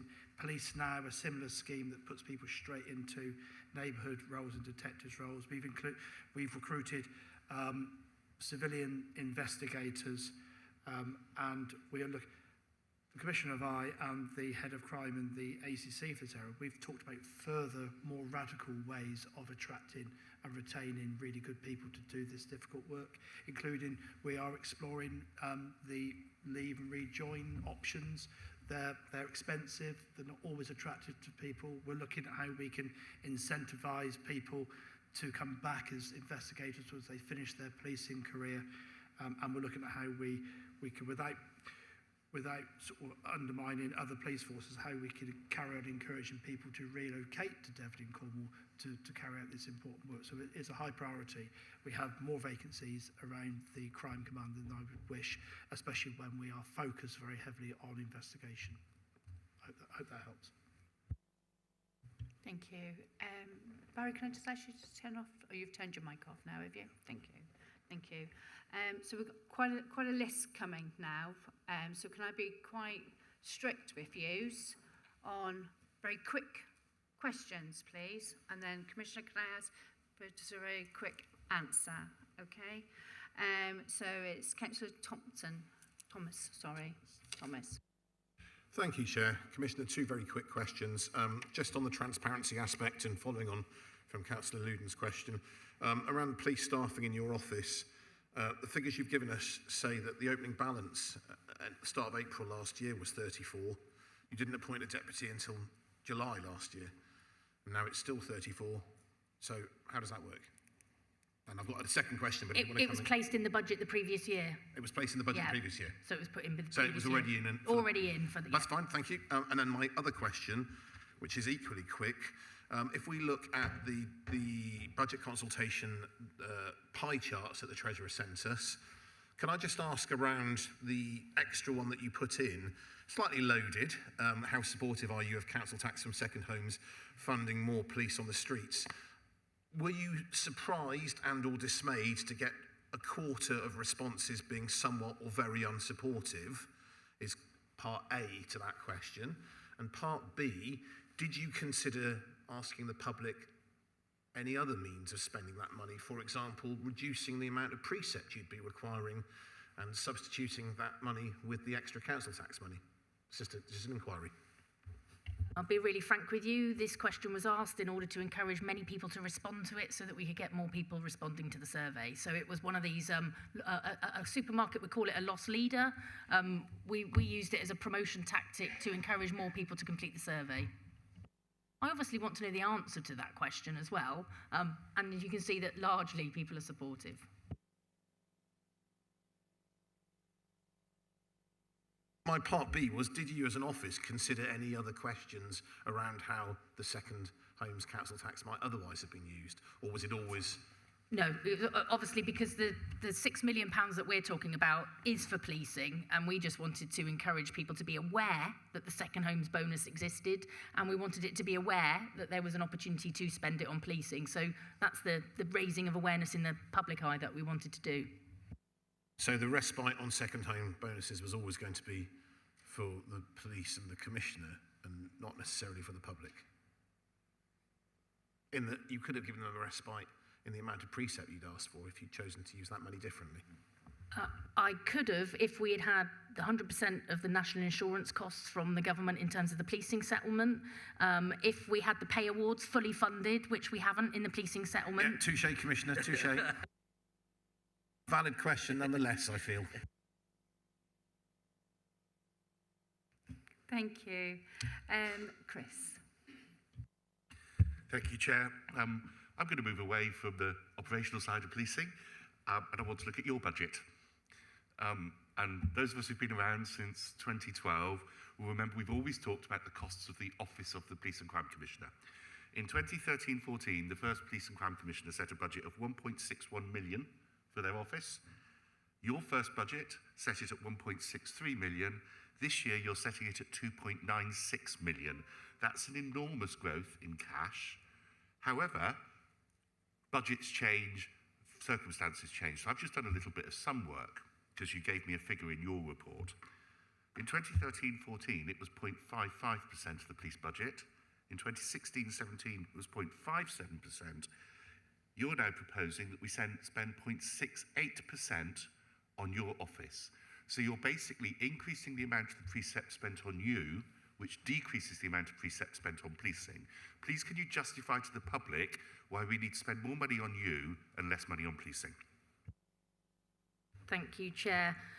Firstly, I'd always set a cap at 0.65% for the cost of my office, and it's one that, and they haven't always reached it. I've just said I never want it to go above 0.65% since I've been in office, and unfortunately, we've had some statutory responsibilities that have laid on my doorstep to actually deal with, and the biggest one, which is costing us £200,000 extra a year, is the new rules around police misconduct panels. Some of you may be aware or even may know some independent panel advisors that have been recruited through my office to sit and advise for the Chief Constable in terms of misconduct hearings. So I just want you to be aware that is a pressure that we only establish established at the beginning of the last year, or midway through the year, that it was going to cost this much. This is in-person meetings, hired venues with lots of volunteers, legal and police officers having to attend, and the estimated budget is £200,000 a year. I'm very disappointed that it's that level of cost. And this is because Chief Constables kicked up a stink and wanted to have, not Mr. Vaughan himself, he wasn't here, but kicked up a stink and wanted more control over misconduct hearings, and the government introduced the fact that we have to have more volunteers to be able to do it. So that is actually a shame that it's going to be such a costly experience, unfortunately, but I believe Chief Constables may be happier with the process. We often get within public service requirements to do more with less. It's the norm. All you're doing is you're taking money out of policing to support that. What you haven't done is said why the public should pay 0.55% in the first year, 0.57% in your first year, 0.68% in this year. That is a 20% increase from your first year to the current year on how much money you take out of policing to support your office. I don't think that was a justification for the public. I think the public need to know why they spend more on that at the cost of policing when you're asking them to spend more. I know it's small amounts of money, but the principle is there, and I don't think we've ever discussed whether 0.65% was an appropriate ceiling. I'm just conscious that we have talked about how much as a proportion your office costs, and it's something we have raised since the very beginning, in fact, since before the first election. I know when Councillor Crode was chairing the panel, that was one of the questions we've asked, and I just spotted that this year it is a big rise. I don't think you justified it, and I think you need to do better at justifying to the public why you cost so much. I have to say, Chair, that in light of the challenges that policing face nationally around misconduct, let alone the fact that crime is on the increase, my job is to hold the Chief Constable to account, and one of those things that I do on behalf of the public is do things like suspend Chief Constables, is do things like appoint independent panel advisors to support a Chief Constable to deal with officers that carried out misconduct. So I just think in terms of the increase that we've had, it's a sad shame, and it was unexpected, and can I just say that impact had not been identified nationally, that cost increase would fall to police and crime commissioners, and it was my office that alerted everybody nationally of this particular issue. So we were on the front foot with it, but unfortunately it's just something that is a statutory responsibility that has fallen to my office. I do act on behalf of the public in order to ensure that policing is efficient and effective, and will continue to do so while I'm here. And even so, your increase this year is £319,000, and that's £210,000 according to the paperwork you've given us. I'm just saying, the office, we're all under pressure for how much it costs for governance. I don't think anywhere else in the public sector we'd be allowed to be putting governance costs up in terms of taking money away from the front line. We have to swallow our smoke, and I'm sad that you haven't swallowed your smoke. Okay, are you happy for me to move on? Okay. Councillor Timon, thank you. Thank you. I'll try and be brief. This panel considered the police and crime plan some time ago, and I think it was quite gratifying to hear the Chief Constable say that the budget would allow that to be delivered. So I don't really want to go back over the detail of that. I want to look at what risks there are to the budget, and therefore on to being able to deliver that. The one that worries me the most in there is the low level of forecast increase on salaries. It feels to me that that is substantially less than is being put in by councils generally, certainly by schools in anticipating increases, and it's certainly substantially less than paid claims that are coming in. I know you said you've got some reserve and some provision. If that came in substantially higher in practice, have you got a plan of how you would absorb that without impacting on the plan? In other words, would it come from reserves? Or how else would you see a funding that if it came in substantially higher? Because I think that's the biggest risk. Thank you, Chair. Firstly, just to let you know that all Police and Crime Commissioners have proposed only a 2% increase in the pay award to the government collectively. Chief Constables, though, have proposed a 3.6% pay award, which I think is a bit frustrating. You've got to remember, when I first took office, police officers were paid £19,000 upon appointment. They now earn £30,000 as their basic salary. In 8 years, that's an £11,000 a year pay rise to a police officer.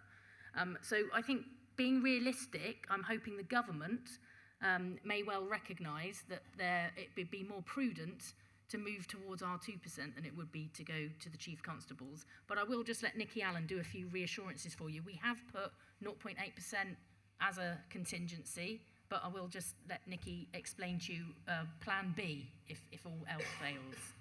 Okay, so as the Commissioner said, we've got a 2% base increase for the pay award. We have a 0.8% contingency built into the budget. So if it went to 2.8%, it would be covered within the budget before you. The 2.8 is based on what other public sector are putting forward to their pay review bodies. So we're in line with what has been submitted to other pay review bodies. We have to remember as well is that the police pay award starts on the 1st of September. So we would only have 7 months in the following year. So we would be able to mitigate that in year with a view to then bringing it back down or making savings, etc., efficiencies to be able to achieve it for a full year effect in 26-27. But we do have the ability that we've got the pay award between April and August fully funded because it's already agreed and in our base, and then we start from the 1st of September for the next 6 months. So there are mitigations along those.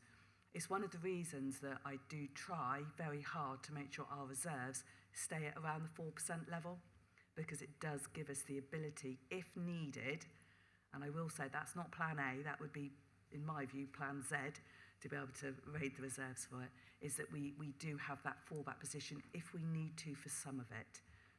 But that's the mitigations around it. But it is one, I would suggest it's probably one of our biggest risks in the budget, is the pay award. Thank you. Councillor Crode.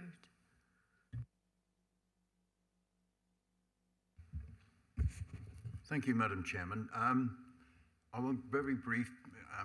I was going to be very brief anyway, but I'll be briefer because Chris Pemberthy has just stolen my thunder, if you like, because he was asked precisely the question that I was going to ask.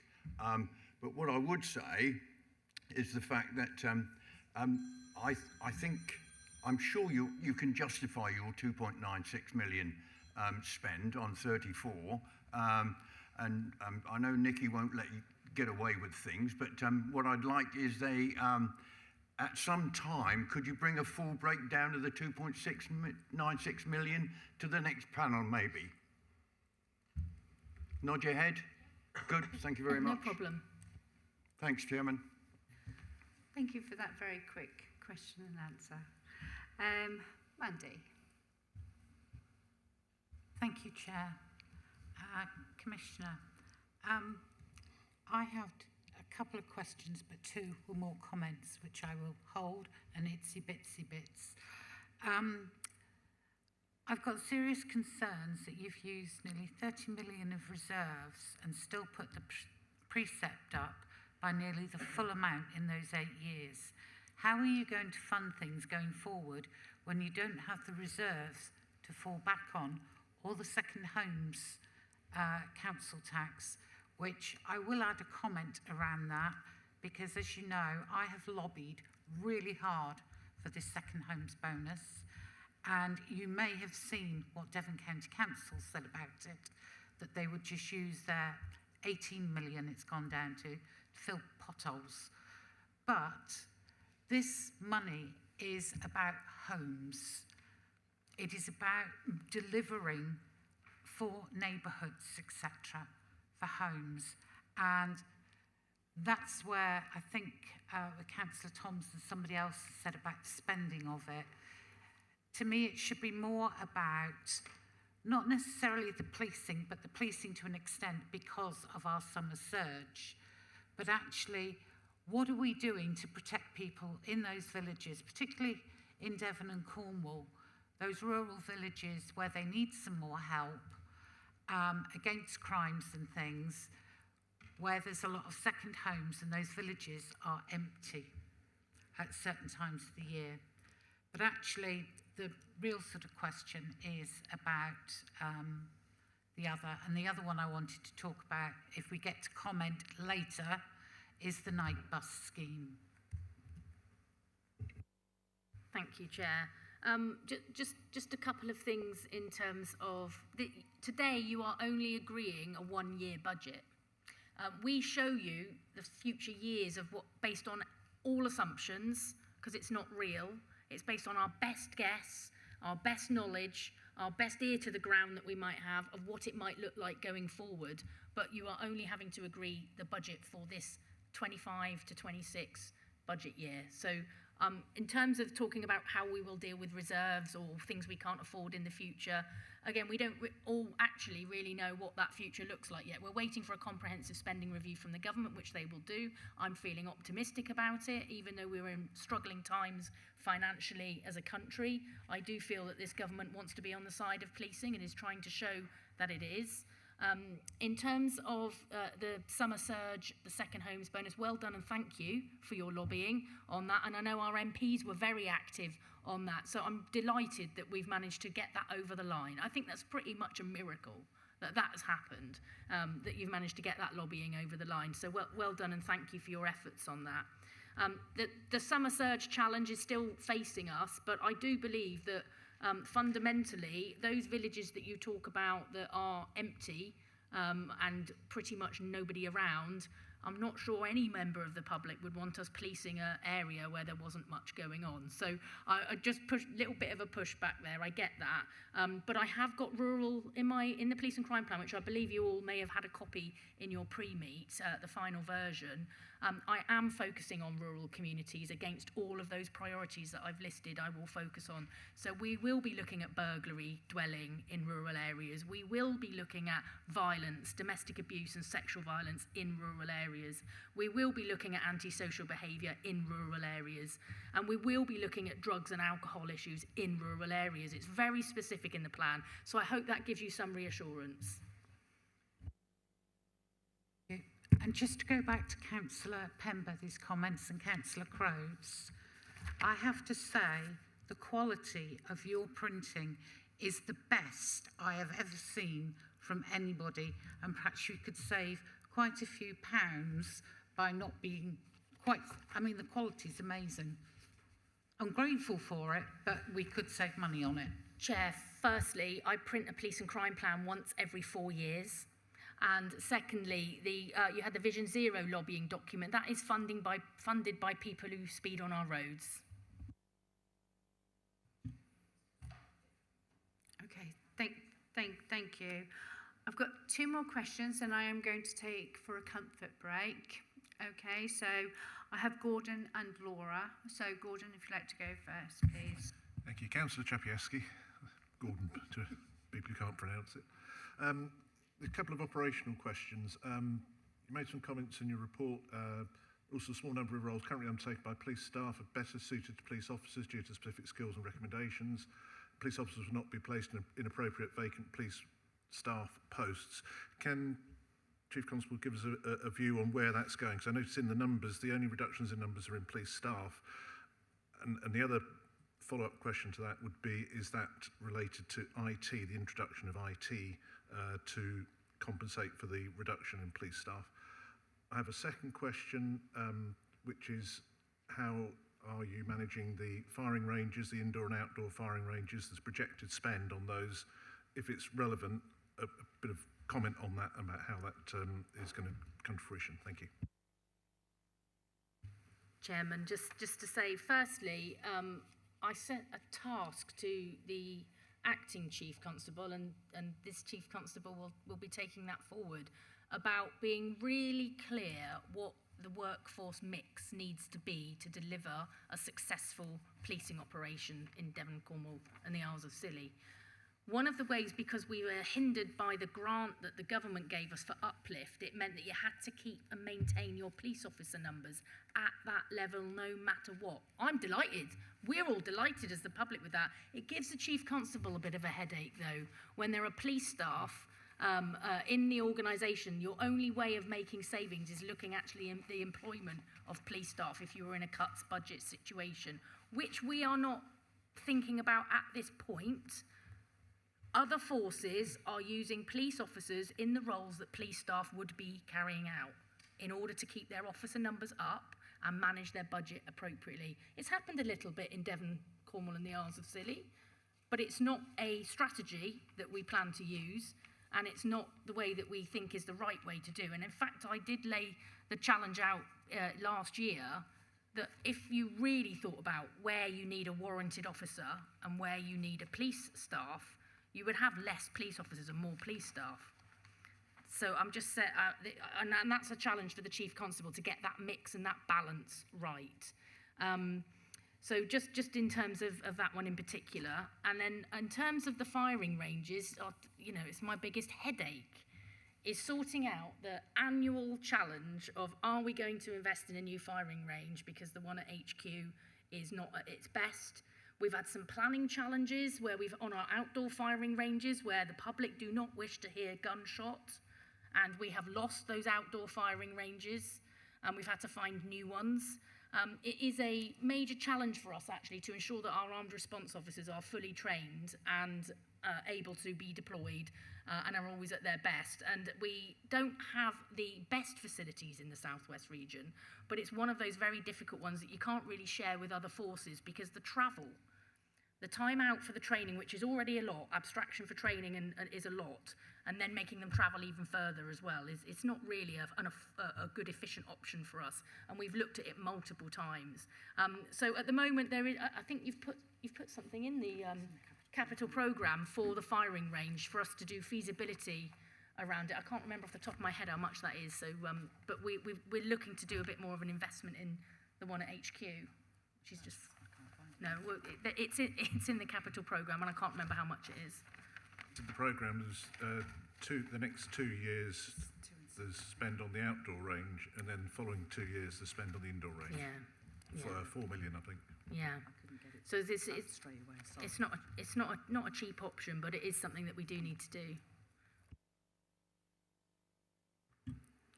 If you don't mind, as chair, I wouldn't mind just coming in on that part. You were saying it was very difficult with the fire range, and it's a bit of a headache, obviously, and I can understand members of the public don't want to hear shooting. Have you got a good working relationship with the MOD?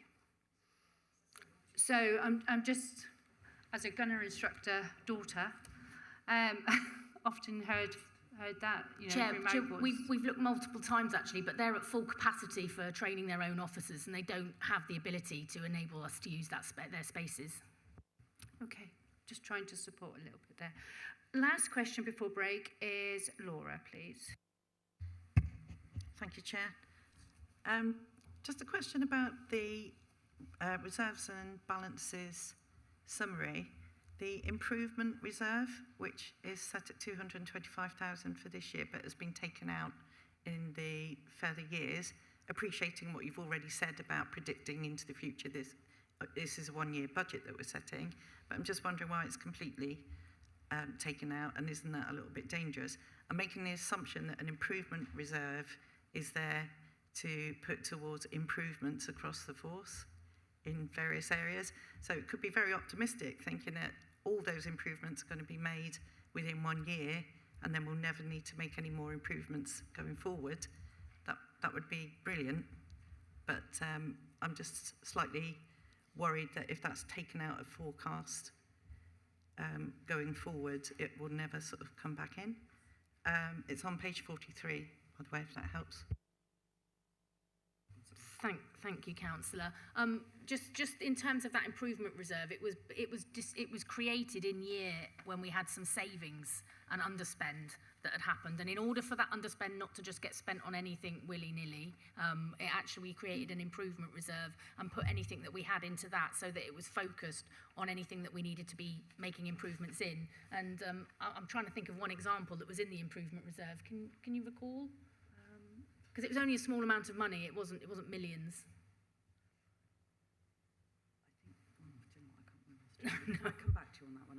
I'll do it over the break. But it was just created to ensure that any underspend was not just used and sucked into the black hole. It was earmarked, and we were going to make sure it was focused on elements that needed to be improved. But off the top of my head, I can't remember what they were.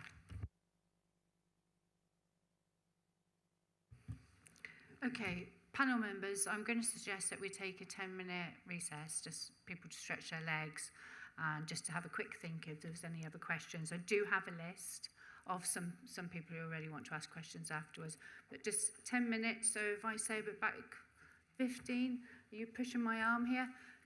Okay, shall we say, should we come back at 12:45 then? Is everyone happy with that? Thank you.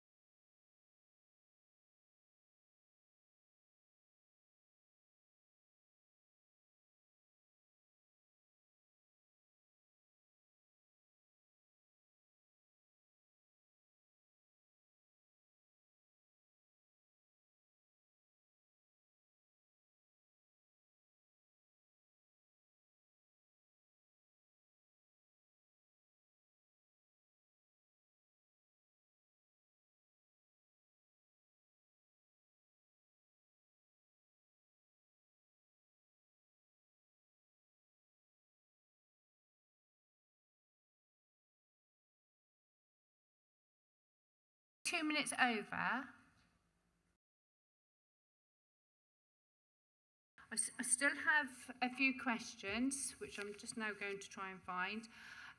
So it was Councillor Toms, you were the first on my list. Thank you. Yeah, thank you, Madam Chairman. I've already sorted my question out, and I'll through speaking to officers, so I'll let you carry on. Thank you very much. Councillor Hackett is next on my list, please. Thank you very much, Chair. And I've got a few questions, but I will be brief.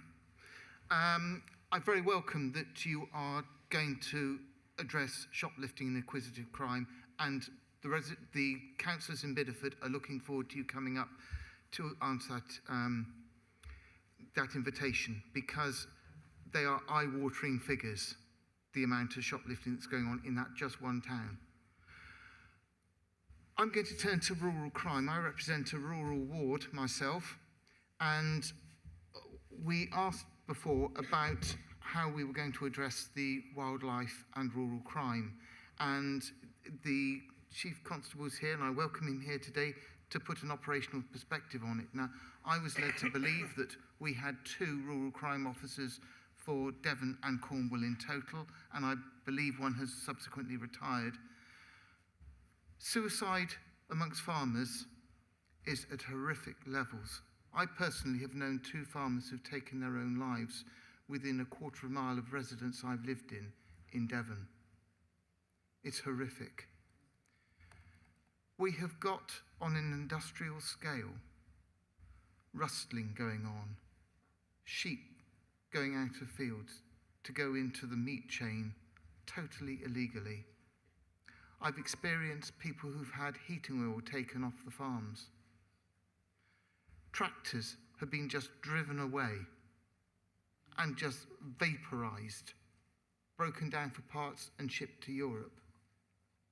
Farmers are going out of business. One contacted me to say they had been reported a theft of a quad bike, and they really got no sympathy or response other than a crime number, and yet sadly they transgressed in a speeding offence of just a couple of miles an hour, and they felt they were more persecuted for that than having something sympathetic and meaningful from the police. Councillor Hackett. I will be brief. Please. So, how are we going to address it? And secondly, I would welcome the Commissioner to say, I have your attention. When you ask the question, make a direct question to the public. Do you support an increase in the police precept? Don't conflate it with another issue. Keep it a single issue, because then we will get a direct answer. But I would welcome your operational perspective on rural wildlife crime, please. Thank you. Thank you, Chair. I will just open with, this is the police and crime plan that's been published of apparent high quality. It will last 4 years in people's offices and in libraries and in places where people need to read it. And I think you should be, I'm sure you've seen that we're really explicit about the things we want to tackle in rural areas. In particular, we've got in here wildlife crime and rural antisocial behaviour are deterred and reduced. We've got a focus on drug dealers that are deterred in those rural areas, in our countryside and our coastal areas. Organised criminals are prevented from operating in our countryside, and some of the examples you gave are from organised criminals doing that, who are not from our area, who are taking them out of our area. And one of the things that this force has been weak on, and at the moment they haven't responded as a force yet fully as to how they will deliver this police and crime plan. That is awaited. But pursuing the serious and organised criminals in our rural areas, there's been a huge focus, and it's been fantastic, on prevention. Our rural crime officers that I met only recently have the greatest of respect from the Farmers Union, from the Gamekeepers Association. They work really proactively to support the rural areas and ensure that that crime is prevented as much as possible. The biggest thing that I will say that I just haven't mentioned is that we will get rural theft is prevented, reported and investigated. And we know nationally that reports of crime in rural areas is largely underreported, more so than any other crime and in any other type of geography. So we know that we have to encourage people to report. I know it's very difficult in rural areas because everybody knows everybody, which is why we promote Crime Stoppers as well, so it's completely anonymous. I've heard of awful stories of people being bullied by their neighbours and not wanting to report it for fear of retributions. So there's some very serious crimes that are happening in rural communities, and we haven't gone down the pursue element as much. We spent a lot of time in this force focusing on the prevention. I don't know if you want to add anything there, Chief Constable. I think the Commissioner has an impressive operational knowledge of rural crime police. And you'd have thought she'd been a commissioner here for a few years with a large rural police force. I grew up in 2 rural police forces, Wiltshire and Dorset. I'm acutely aware of all the issues that you raise, and I'm really sorry to hear about your neighbours. That's tragic indeed. I won't repeat the things the Commissioner's already said. I'm fully committed to delivering her policing crime plan. We're going to deliver that together. And I'm also very keen to move just from prevention. There's been a good job done on prevention, marking property, security, lots of sort of neighbourhood watch, farm watch, those kind of things. I'm very committed now to move into pursue. I want to catch the organised criminals that are stealing sheep on an industrial level and taking them into the market. So I won't add anything. I think the Commissioner really covered the operational delivery really well. Thank you. Okay, thank you. That's very much a sort of motherhood and apple pie answer, a very good political speak, but I would like to see how we can get more officers dedicated within those rural areas that has a meaningful number that I can see on a page, rather than just 1 or 2 for the entire area of the force. Okay, thank you. Thank you. Barry Jones is the next person. No? Okay. Do I have any more questions before Laura? Thank you, and I will be very brief. I was absolutely thrilled to hear you say that £1.2 million out of the huge amount of money that was seized from Andrew Tate and his brother will be going back into policing for violence against women and girls. There's something beautifully poetic about that. Thank you very much. But I just wanted to, sorry, did you say that has already been included in this budget, or you're just going to wait until you get it? It's not in the budget. Right, thank you very much. Thank you, Chair. Thank you. Anybody else before I ask my questions? No? So, can I thank you for the papers, and I know, Nicola, it's not an easy task putting all those figures together, and especially when you're getting live updates as well. So, you know, thank you. And again, thank you to the Chief Constable who has come. But it would be really wrong of me, after reading all these papers, to say that I don't see very much in here from a Plymouth point of view, okay? I think you probably know the question I'm going to ask you. I ask you at every budget. So I ask you at every budget about our estate here in the city. We have Charles Cross, and I always class Crown Hill as quite a new police station, but it is not. And it is also, you know, has its wear and tears. Don't see anything in your capital programme. We talk an awful lot about our staff and what a fantastic job they do, and that really does need to go back, okay? But we all know to do a good job, we need to have a good work placement. And some members of our staff, our police staff and our civilian staff, spend many hours in these buildings. I've been to Exeter, I watched the opening, and I was hoping that one day you would do the same here in Plymouth. There's nothing here, Commissioner. You know that I've wrote to you from a cabinet role regarding our safer bus, our nighttime economy. You've talked in here about alcohol, antisocial behaviour, violence against women and girls. You know, we've had our traumas in our city. We really have. There's no mention of what you're going to be doing to make people of Plymouth safe in this budget. So with all that, I know that was a bit of a spiel, and I know I've told every member to be very quick, but I have waited all morning to be able to have my say, so I shall leave it over to you. Thank you, Chair. Just so you know, I class Crown Hill as quite new too, compared to some of the other buildings that we've got across the estate. I remember a number of years ago, the leader of your council spoke to me about a potential investment at the Charles Cross area. We've never really moved that conversation forward about what the city's vision is for that particular space. I'm always open. I am always open. If the council has a vision for its geography, what I can do to support them delivering it. More than happy to consider that. I do appreciate as well, it's very tired, the Charles Cross one, and in fact the front desk area is very tired. We have spent some money refurbishing some of the offices, some of the custody suite there as well, and we've got more money planned actually to ensure compliance in the custody centre. At this stage, I have no plans for those areas, but I remember panel wanted me to bring the estate strategy before you, so perhaps if we do that, we could really drill down and quiz around some of those particular buildings or geographies that you're interested in. That might be an opportunity to do so, to challenge me on my thinking around it. Secondly, just to say about the safer bus, there's two elements. There's a night bus that I fund, and the safer bus is the safe space to get help. And it's interesting how important they are in the nighttime economy. And I think the biggest issue and challenge that we face, and I think this is why focusing on the nighttime economy is something that is on my mind in this term of office completely, and why I'm funding night buses and plan to contribute to the safe bus in Plymouth, is because it actually does help reduce antisocial behaviour. It helps reduce the potential for sexual offences that may be happening and violence in the nighttime economy. And what I will say is our community, the city here in particular in Plymouth, helps make sure that we have a really good time on a night out.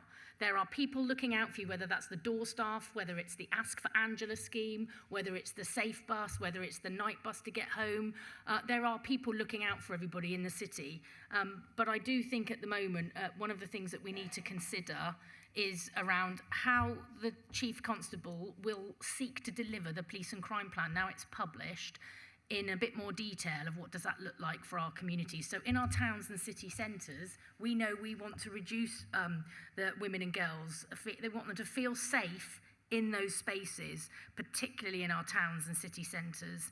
We also want to make sure in terms of some of the evening and nighttime economy around drink, and I think I haven't had alcohol in the plan for the 8 years I've been here, and it's the first time we've done it, and I think there's an opportunity for a step change about how we manage some of that nighttime economy to keep it safe. So I appreciate it doesn't say anything specifically Plymouth in this budget, but you know that I have a big commitment to Plymouth, and Plymouth has a huge commitment to its police, and I know how much you admire and appreciate the work of the officers in Plymouth.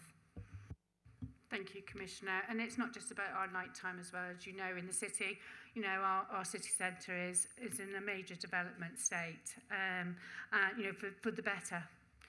But we are seeing an increase of antisocial behaviour, like I will share with the rest of you are all seeing. But you know, I will certainly still hold you to account. We will look at our buildings and things like that, and maybe that's probably a recommendation I would probably look at. And once again, let me invite you to the Safe Bus, and you know, yourself as well, James. You're more than welcomed. But yes, I'm quite happy to take that one away. But I'm probably going to drill you down of when that funding will come. Alison, it's very good to hear lots of stuff here in this committee, but once the committee is finished, do you know what I mean, how long are we waiting? Because while we're waiting, we could be doing some really good work. Thank you, Chair. Just to reassure you, if the budget is agreed to today, that means that I know what the funding is from April onwards, and I will be able, that I have the strategic intervention fund that you will have seen in the paperwork, which I intend to call Street Focus, and that is the opportunity where we can fund some of those elements that we've talked about, whether that's night bus, safe bus, CCTV, whether that's street marshals, and all of those things. And you've got the amazing Plymouth Against Retail Crime marshals that help your shops when they have a problem, and it's not everywhere, and that's part of our challenge. But so I definitely would be able to consider making an advanced decision before April if my budget is agreed today. no pressure, members. Okay, do we have any more questions? Yeah, of course you can. Thank you, Chair. One point I'd like to raise, and I read through the plan and which it relates to. It's a word that hasn't been mentioned today, but I think it's quite significant, is the word devolution. And I'm going to mention it in the sense that it isn't mentioned. And I'd just like to hear your view as to the future, because of how important it is as we look to the future. Cornwall has resolved not to take part in further discussions, which we recognise as a council. But I don't think that's something we can just walk away from. And I'm very conscious that you are Devon and Cornwall. You do work in that environment, and you know the map shows here it is joined up. But I'd just like to hear your view moving forward, how that could potentially affect the budget. Thank you, Councillor. I'm sorry for skipping through my notes. I was just going back over my speech because I know I mentioned it somewhere. Can I just say, and be really frank, and this is for people who may wish to go back and speak to their leaders, the conversations about devolution have been happening without my involvement. And considering I cover the whole of Devon and Cornwall, I find that quite obnoxious, to be frank. We've put representations to the government. Who do you think knows across Devon and Cornwall and the Isles of Scilly more than anyone else? I would also like to say that the Isles of Scilly is a place, and everyone who wants to talk about a mayor for Devon and Cornwall needs to be respecting the Isles of Scilly. I police the Isles of Scilly with the Chief Constable operationally, and I make sure that we have the right resources in place. And one of the things for me is I am worried about the neglect of the Isles of Scilly in the conversation. So this is my frank view, Councillor, about what's going on. I'm quite excited by the government wanting to go at pace with local government reorganisation, because as somebody who covers the whole of Devon, Cornwall and the Isles of Scilly, having less people to actually have to speak to get something done would be an efficiency and would make it more effective. And that is why I always say it is an absolute joy and a pleasure to work with Cornwall, because they are a large county with one voice who are so proactive. They are on my case every 5 minutes. The one next to that is Plymouth. Everyone else is much more silent. So I do have to say that there is some challenges around devolution, and there will be cost associated with devolution. And we've had conversations about the cost of my office. Governance costs money. So I think there's some things that the public need to be a lot more aware of if it's happening at pace, of what it means to them. Sorry to be quite frank. You see, I got quite irritated about that, Councillor. Sorry to provoke, but thanks for the frank answer. Okay, I hope you like working with Plymouth as well. Not just Cornwall. But anyway, moving on.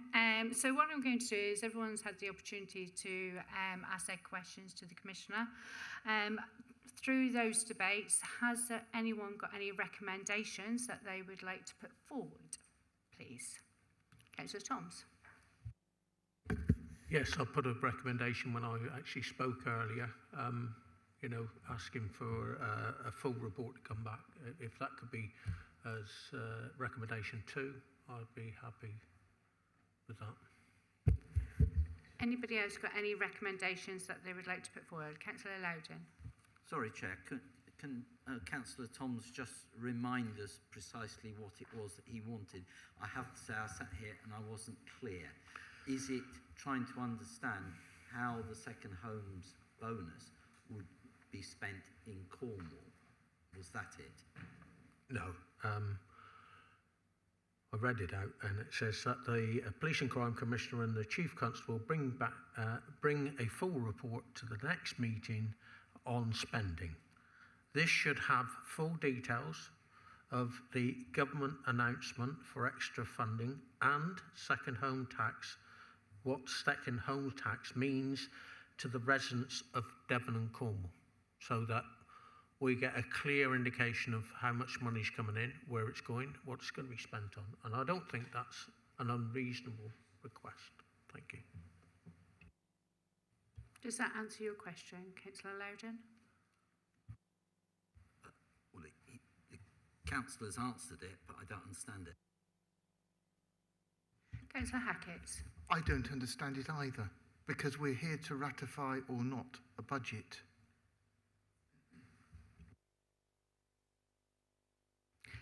By all means. Through you, Chair. The committee has three options before them today. Firstly, to support the precept without qualification or comment, support the precept and make recommendations, or veto the proposed precept. And as you know, members, that will require a 2/3 majority. It may be useful, Chair, if you dispose of these. Is there a proposal to either accept or reject? I'm quite happy to show, would you want to come in? Just on that point, Chair, I'd be happy to propose at this point to move it forward. So is that proposed to accept it Accept, with, sorry, yes, no yeah. recommendations or Yeah. with recommendations? No, I propose to accept. I think it's going to be a lot easier, instead of people like whispering, if I do a show of hands and then I know where we all are. Laura, did you want to come in on? Yeah, it's a point of, not sure if it's order or clarification, but because even though unfortunately we didn't seem to understand fully what you were trying to do with proposing an amendment, Councillor has proposed an amendment, so shouldn't we actually see if that could be seconded, whether that amendment stands or falls?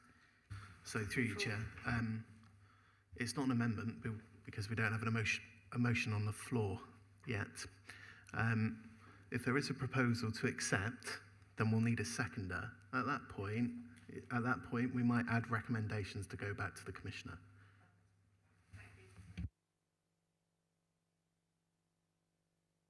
So we do have a seconder. I'm happy to second. So let's just be very clear with members. Okay, we will be voting. We've had a recommendation, all right, to support the precept without any recommendations. Everybody happy with that? Can I see a nod of hands?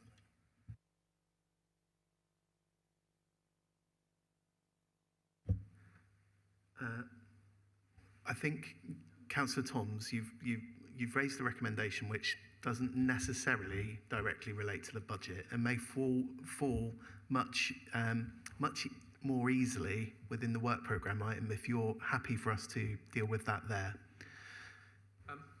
Can I just say, Madam Chairman, I've been a councillor a long time and I've placed a recommendation to this board because this morning there was an announcement that there'd be £100 million coming into policing. There will be 13,000 new officers. Do I know how much money, how much that is going to come of that is going to come to Cornwall or to this committee? How many? What numbers of officers are going to come? How they're going to be portioned out? How all those things are going to happen? You know, I just don't understand how people can't see the practicalities of an announcement this morning and us debating the budget thing, because that is an integral part of the budget. And I don't care what anybody says here. You know, I just feel that we should have a full report back, because once we've signed the budget off, right, the second home tax and the new announcement, do we know, can you put your hand on your heart and say, yes, I know exactly how that's going to be spent, what it's going to do for our residents? You cannot. Okay, Councillor Thompson, I'm going to allow democratic support to come in. All right. Go on, Ross. Thank you, Chair. Councillor Toms, I don't see much in the way of dissent to bring this issue back to a future meeting. So would expect that members would happily add it to the work programme. Given it doesn't directly relate to the resolution we need to take in reference to the precept now, would you be happy that we cover it in the work programme and ensure that it's included in the next meeting? As expedience of business, I'll allow it, but my comments stand. I don't see anybody in this room that can tell me exactly how much we're going to get, how much, where it's going to be spent, and how many new officers we're going to get. Nobody. And yet we're delaying it until when. Through you, Chair, we'll ensure it's reflected in the minutes. So the proposal on the floor is that you accept the precept without qualification. It's been moved by Councillor Worth, seconded by Councillor Alfie. We are able to use the electronic system, Chair.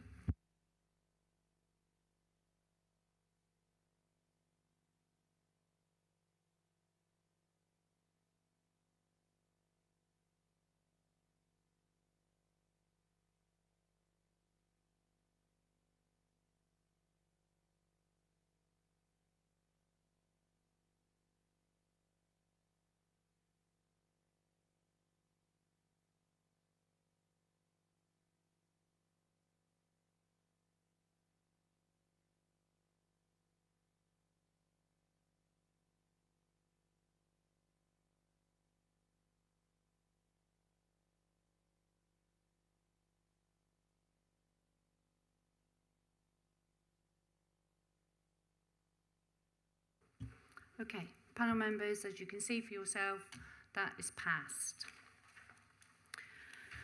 Okay, so we now need to carry on, moving on to item 6. I am full aware that the Chief Constable might need to take his leave because we're running on, but may I thank him again for attending, and you're always welcomed at our meetings when required. Chair, can I also add my apologies? I too have got another meeting to go to, I'm afraid. Thank you, Councillor Thomas.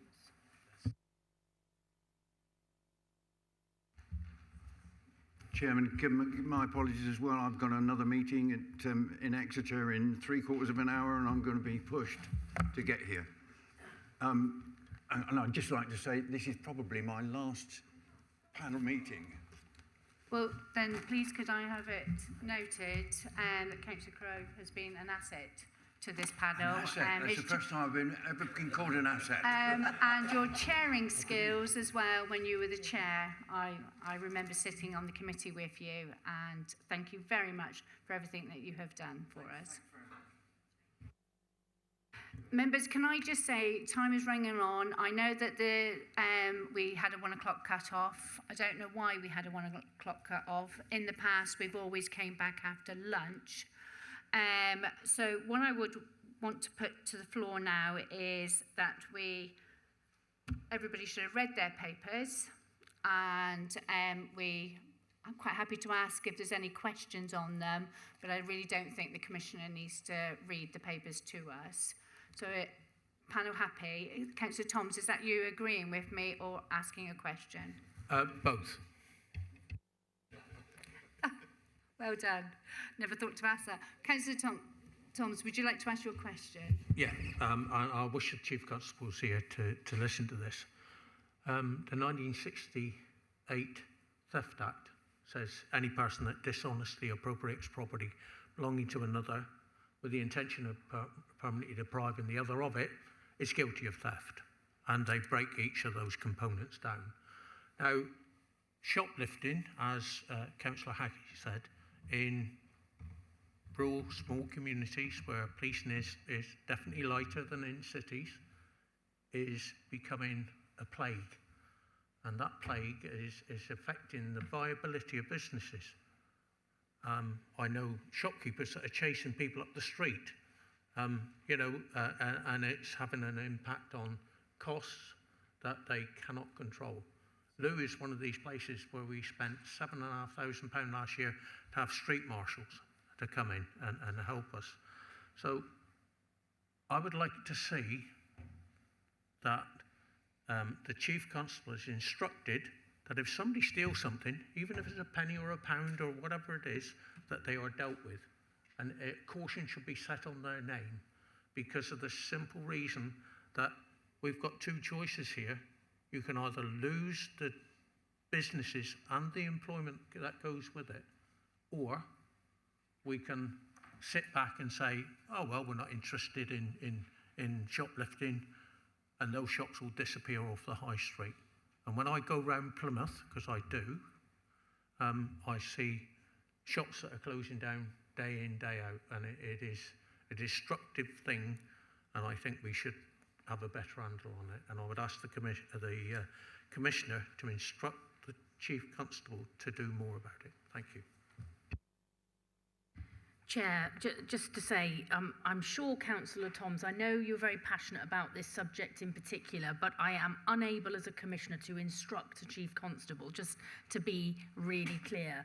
What I can do though, and I have done, is produce a police and crime plan with priorities in it that matter to people like yourself and our communities, and theft is a new priority added into this plan. And the reason it's added in is because it requires a radical step change in the way that the police respond to it. It may require a further investment, and it also may require partners to do something different too. So, as you may be aware, I've taken road safety overall as a priority out because I've got roads in there as somewhere to focus. But fundamentally, the reason for putting it in as a priority is because I am aware how frustrated shopkeepers are across our communities, and they need more support. If we want to grow economically and be viable for our communities and for our young people to stay, we need to make sure that our small businesses are thriving, because they're the ones who are employing them. They're the ones that are employing them in their local communities, and that's why it's in the plan. Thank you, Commissioner. Chris Pemberton. Thank you, Chair. I'm also sad the Chief Constable has gone, not because I particularly want to berate him about anything, and I'm not going to make any comment on anything running up to the murder of Claire Chick, but I did want to say thank you to his officers in Plymouth and the surrounding areas who came in to support them for the way they handled that evening and following in terms of supporting our local community, which is also the community I represent.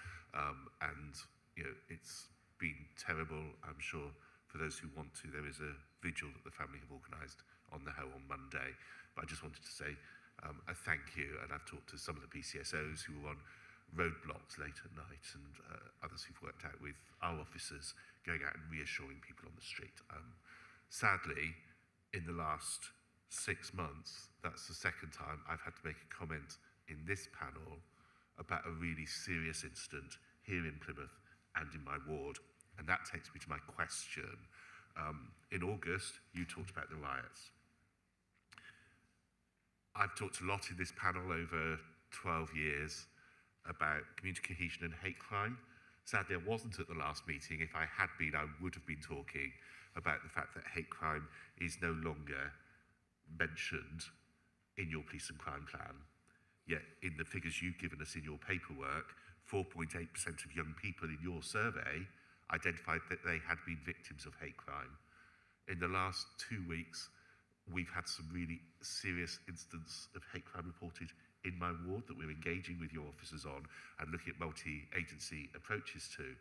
It is still an issue. It's a growing issue because of matters beyond our shore and the behaviour of some people within our country. I'm just saddened that it's not there on the plan because we won't see anything.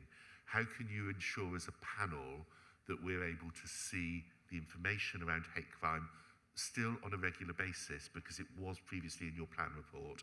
I think it matters because across all of our communities, in an area that doesn't have the diversity of major metropolitan areas, hate crime has a much bigger ripple effect and people can feel more and more isolated.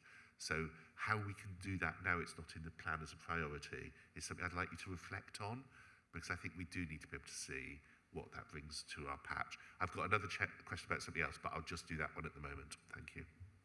Thank you, Chair. I think some of the challenges this city in particular has faced over the past few years has been quite immense, I have to say. And the worst thing about that is that we've all become great at responding in a crisis. You know, probably excel at responding in a crisis in this city, and it is outstanding, and I appreciate you wanting to thank everybody really involved in and how that's been dealt with. But we've got to stop these things happening in the first place, and so I'll just take a serious violence question and then I'll move to the hate crime issue.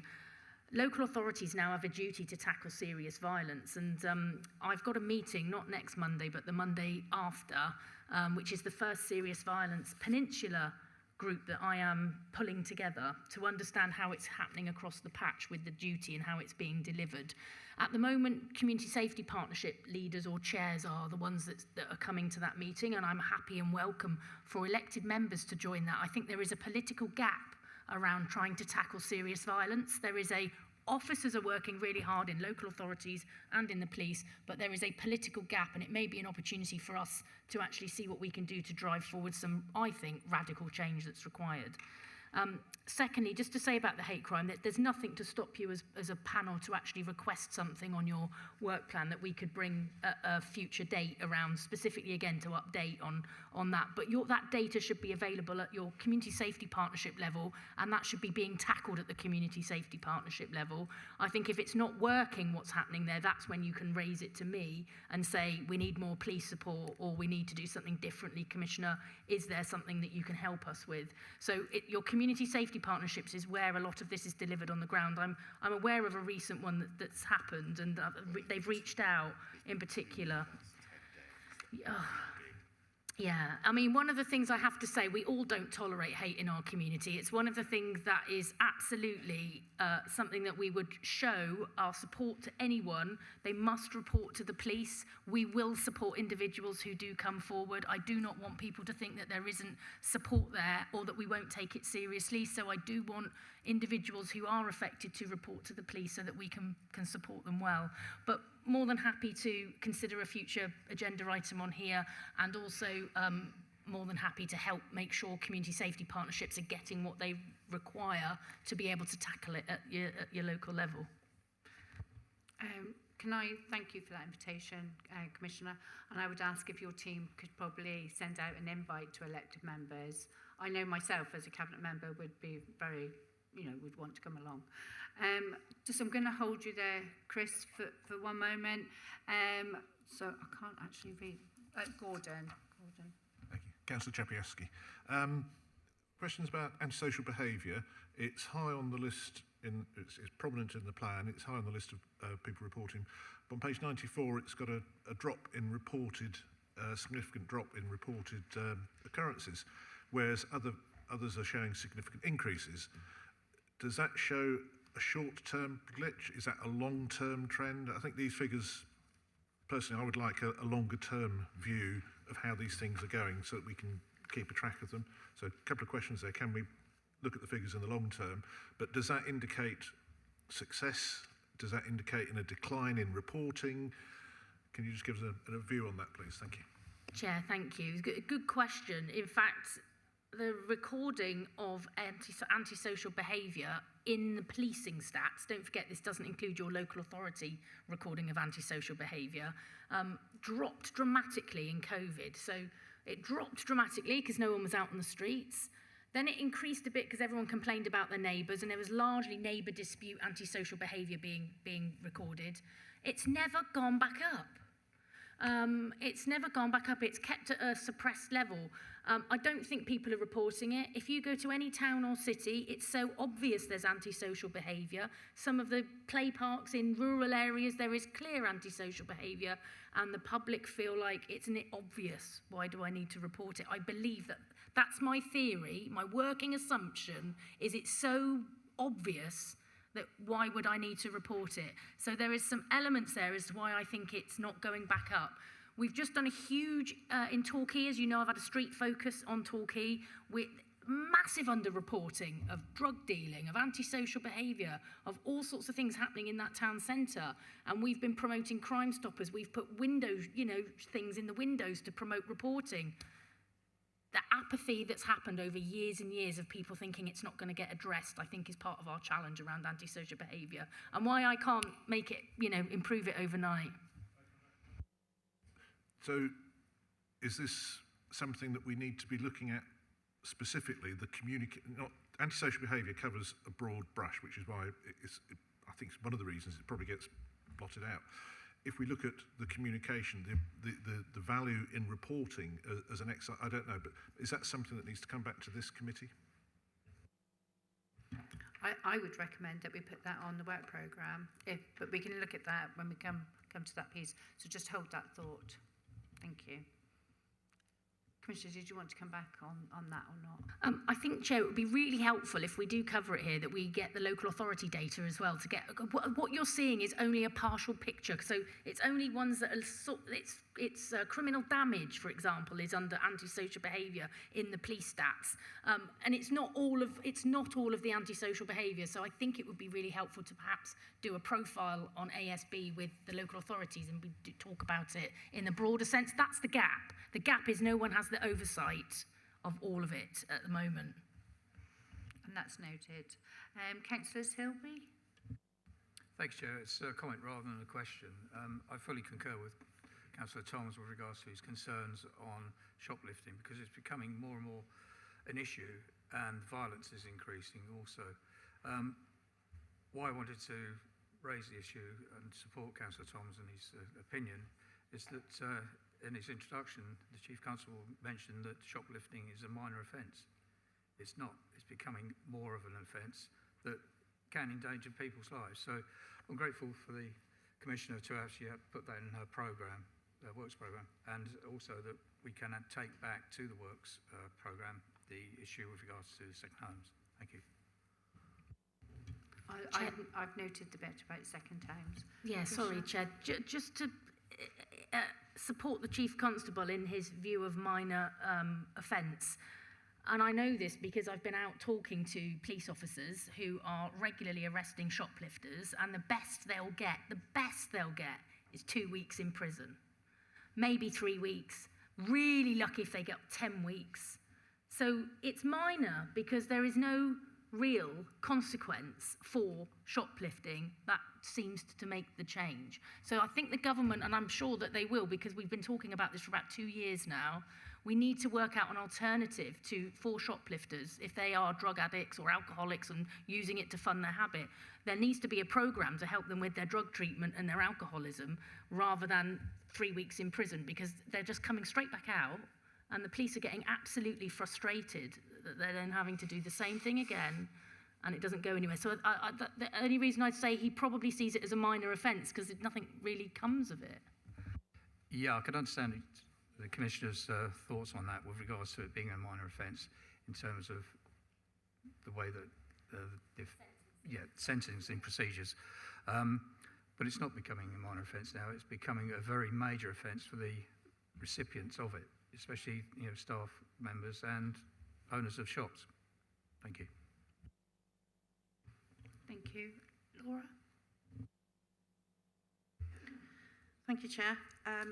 Just a slight extra bit onto the point my colleague has made about the data reporting for ASB. And I can see in the notes there, you've put the notes about why this trends are reported this way, lack of data from local authorities. So thank you brought that up, because I was going to ask, how can we do that? How can we bring the data together? But particularly in areas where there has been community safety teams or street marshals in place, because my presumption, just going on the narrative that I'm having from our own community safety team in Exeter at the moment, is that with having that team in place, that has managed to cut down the actual incidences. But also, like you say, it could be because people aren't reporting it, whatever. So I would really like to support having a deeper dive into that, because antisocial behaviour is coming out top on people's lists. Surveys, we've just had a customer survey done for Exeter, and also in Exeter bid, the businesses are putting antisocial behaviour at the top of their list of things to be addressed. So I think we can sort of think it's not happening and it's not a big thing because of these stats. But in actual fact, if that's still coming out very high up on people's lists of perception of where problems are, I think I would really appreciate a deeper dive. So my question was going to be, could you do that? You've said that you would do that, but also I don't know if it's possible to report per local authority rather than across the whole of Devon and Cornwall, because that's where we would be able to see better and make more sense out of where initiatives that you're putting in are working or not working, which I think would help for the future. I think we can do by law. I'm just thinking of the policing boundaries because the data's collected by basic command unit, but I think that works to a certain degree. So we'll see what we can bring up to bring it as lower down so that you can see what's going on in the geographies. Chris. Thank you. And reading your plan sparked the question, so this is because you put a case study in a plan. I welcome partnership work. I welcome reduction of reoffending.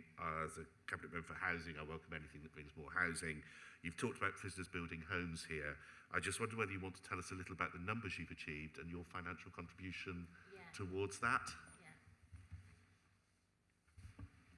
Thank you, Chair. Just in terms of it, so I put at risk 130,000, 130,000 pounds of Devon and Cornwall taxpayers' money to take a punt on building a house in Torquay through a prison to prove that it could work. That's now led us to, we've had a range of different funding actually, from the Cabinet Office, One Public Estate, just to get us going. We've built houses in Bristol on old garage sites. We've got land in Plymouth actually, a site in Plymouth that we're looking at, which we're developing plans for.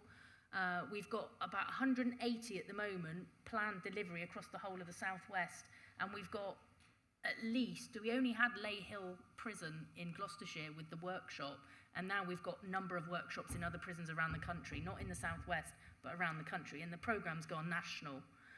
And we've got the £1.3 million recently announced from the government to support us in taking it forward even further. So we're really delighted, and I know that Angela Rayner is really excited as a minister that's interested in improving housing for people, really interested in the scheme. So we've been having conversations with her as well. So really positive. A punt on £130,000 of our taxpayers' money to potentially be able to build homes for people. And we've got people living in those homes right now who are homeless on the housing register of local authorities. So it was worth it, in my view. The only reason I was asking was the project in Plymouth City Council have already put in £120,000 to service all the plots and release the land for £1. A housing association is putting in money, Homes England are putting in money. There is still a gap to develop 4 homes of £340,000 on this scheme. So we're holding a plot of land that could develop housing for this scheme at your request, but the shortfall is still £340,000 after grant aid from the local authority, from a housing association and Homes England. So I just think I'd really like to see it, but there's the viability issue where we need to have some support that isn't from the traditional housing sources if we're going to make it work. Yeah, I was just going to say, it depends on which type of house you've chosen to have on that piece of land, because we can give you them for free. It depends what you want. We can give you on a lease if you want them. It just depends what quality you're looking for and what size and scale. But yeah, it's different on each one. You might have a particular requirement that we're not able to help you with. I think it's a great conversation. But I think it's a conversation to have. After this meeting, but I think to roll programmes out, we actually need to be quite honest about viabilities of programmes, because it's a great programme. It sounds fantastic, but I think just because you'd highlighted it in your police and crime plan. Councillor Penberthy, I'm sure that you could have a catch-up with the Commissioner and take that discussion a lot further than we can do in the meeting. Mandy, you are our last. Can you be very quickly, please? So we've still got quite a lot on our agenda. It was just to speak on this that the building construction industry is already very short on skilled labour, and that's where this scheme trains these people up for when they leave prison.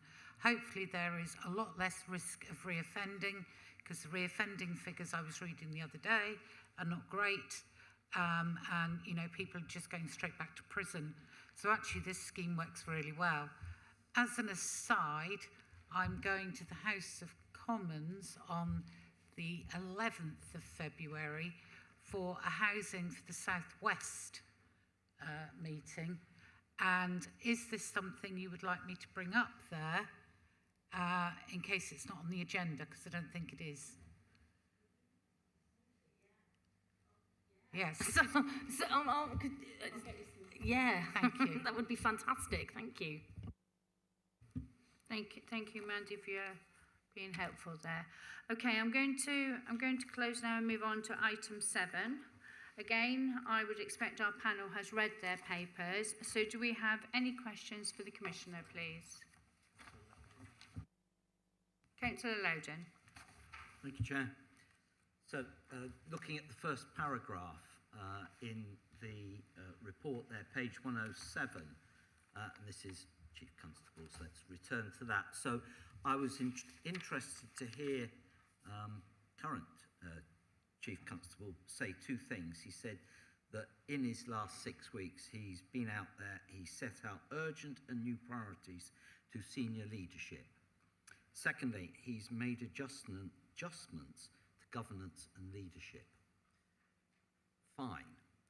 My anxiety, and it's not about him or that, my anxiety is, and you will no doubt share this, Commissioner, that in the last 18 months, he will have been the 3rd chief executive, in effect, that's gone out there, spoken to the same people, and probably he's taking the organisation that way. One may have taken it that way, and one may have taken it that way. And my guess is the poor old staff, be they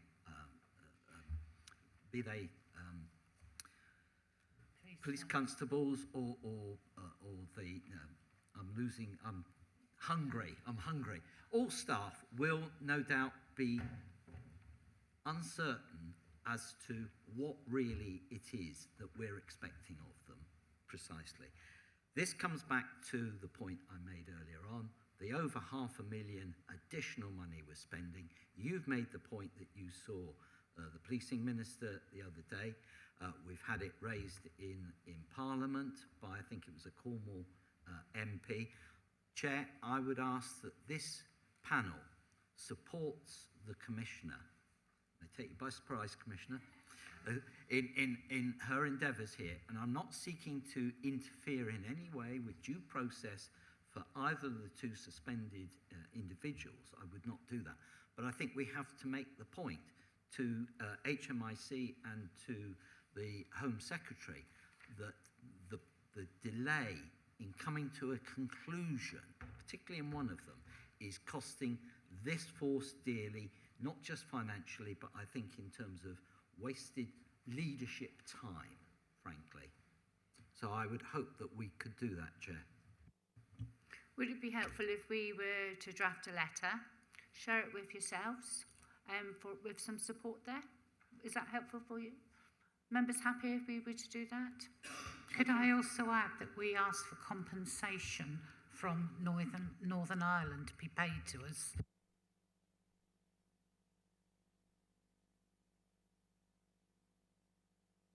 I don't think that we will get very far with that one, but you know what I mean. I tell you what, we'll draft a letter, take a look, and see what you think. Okay, so as far as I'm aware, I haven't got any other questions. So if members are happy, can I move on to item 8, which I'm going to hand over to Fran, please, for item 8. Thank you, Chair. Really quick, there are no new complaints about the Commissioner's bring to your attention. Thank you very much. Now moving on, members, to item 9, which is our tracking.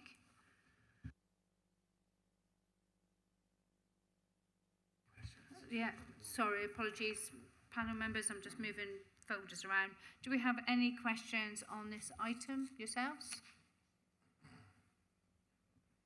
No? Excellent. Let's move on to item 10 and the work programme.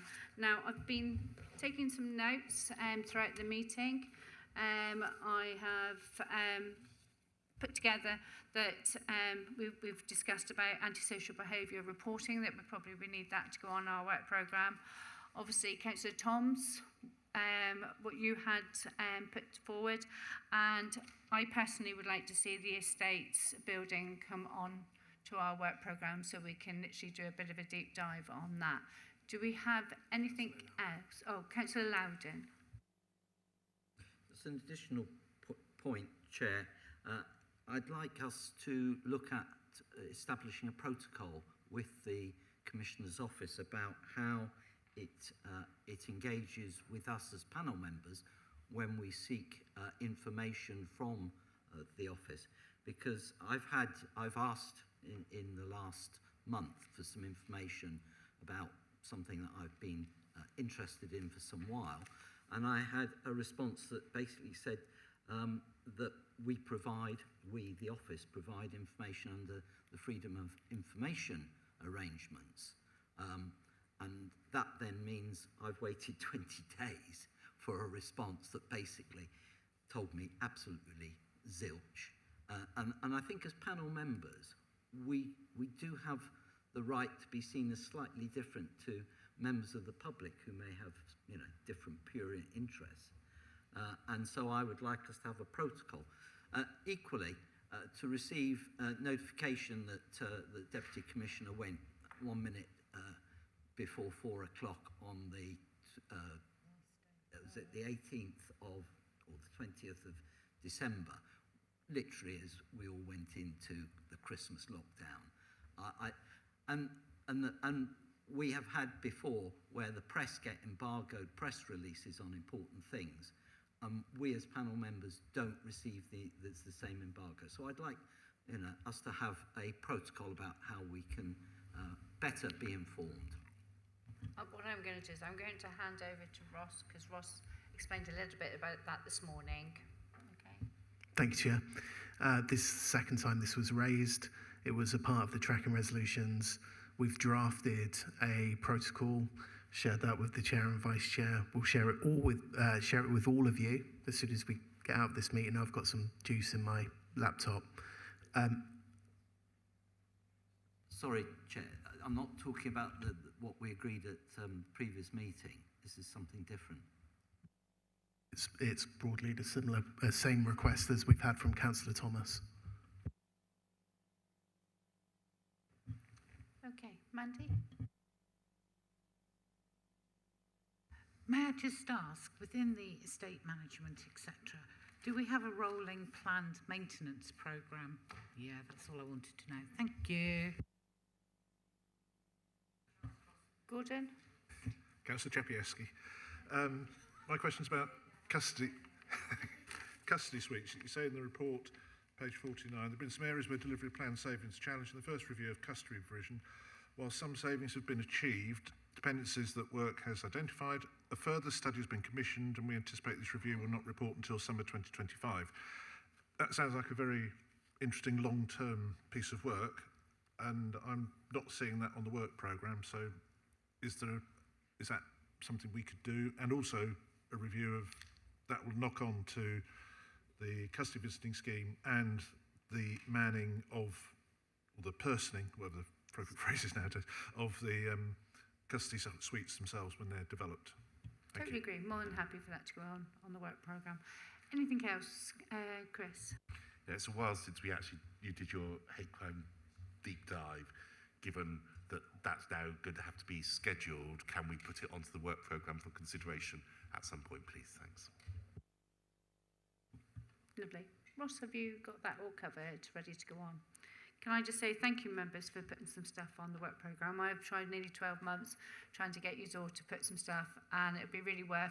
If we're finding that the meetings are taking too long, I'm quite happy to do ad hoc meetings so that we can really do some deep dive on those items. And with that, I'm more than happy to draw this meeting to a close. And can I thank Commissioner and all your team as well, and members, thank you for your attendance today. Panel members, there is some sandwiches downstairs for you.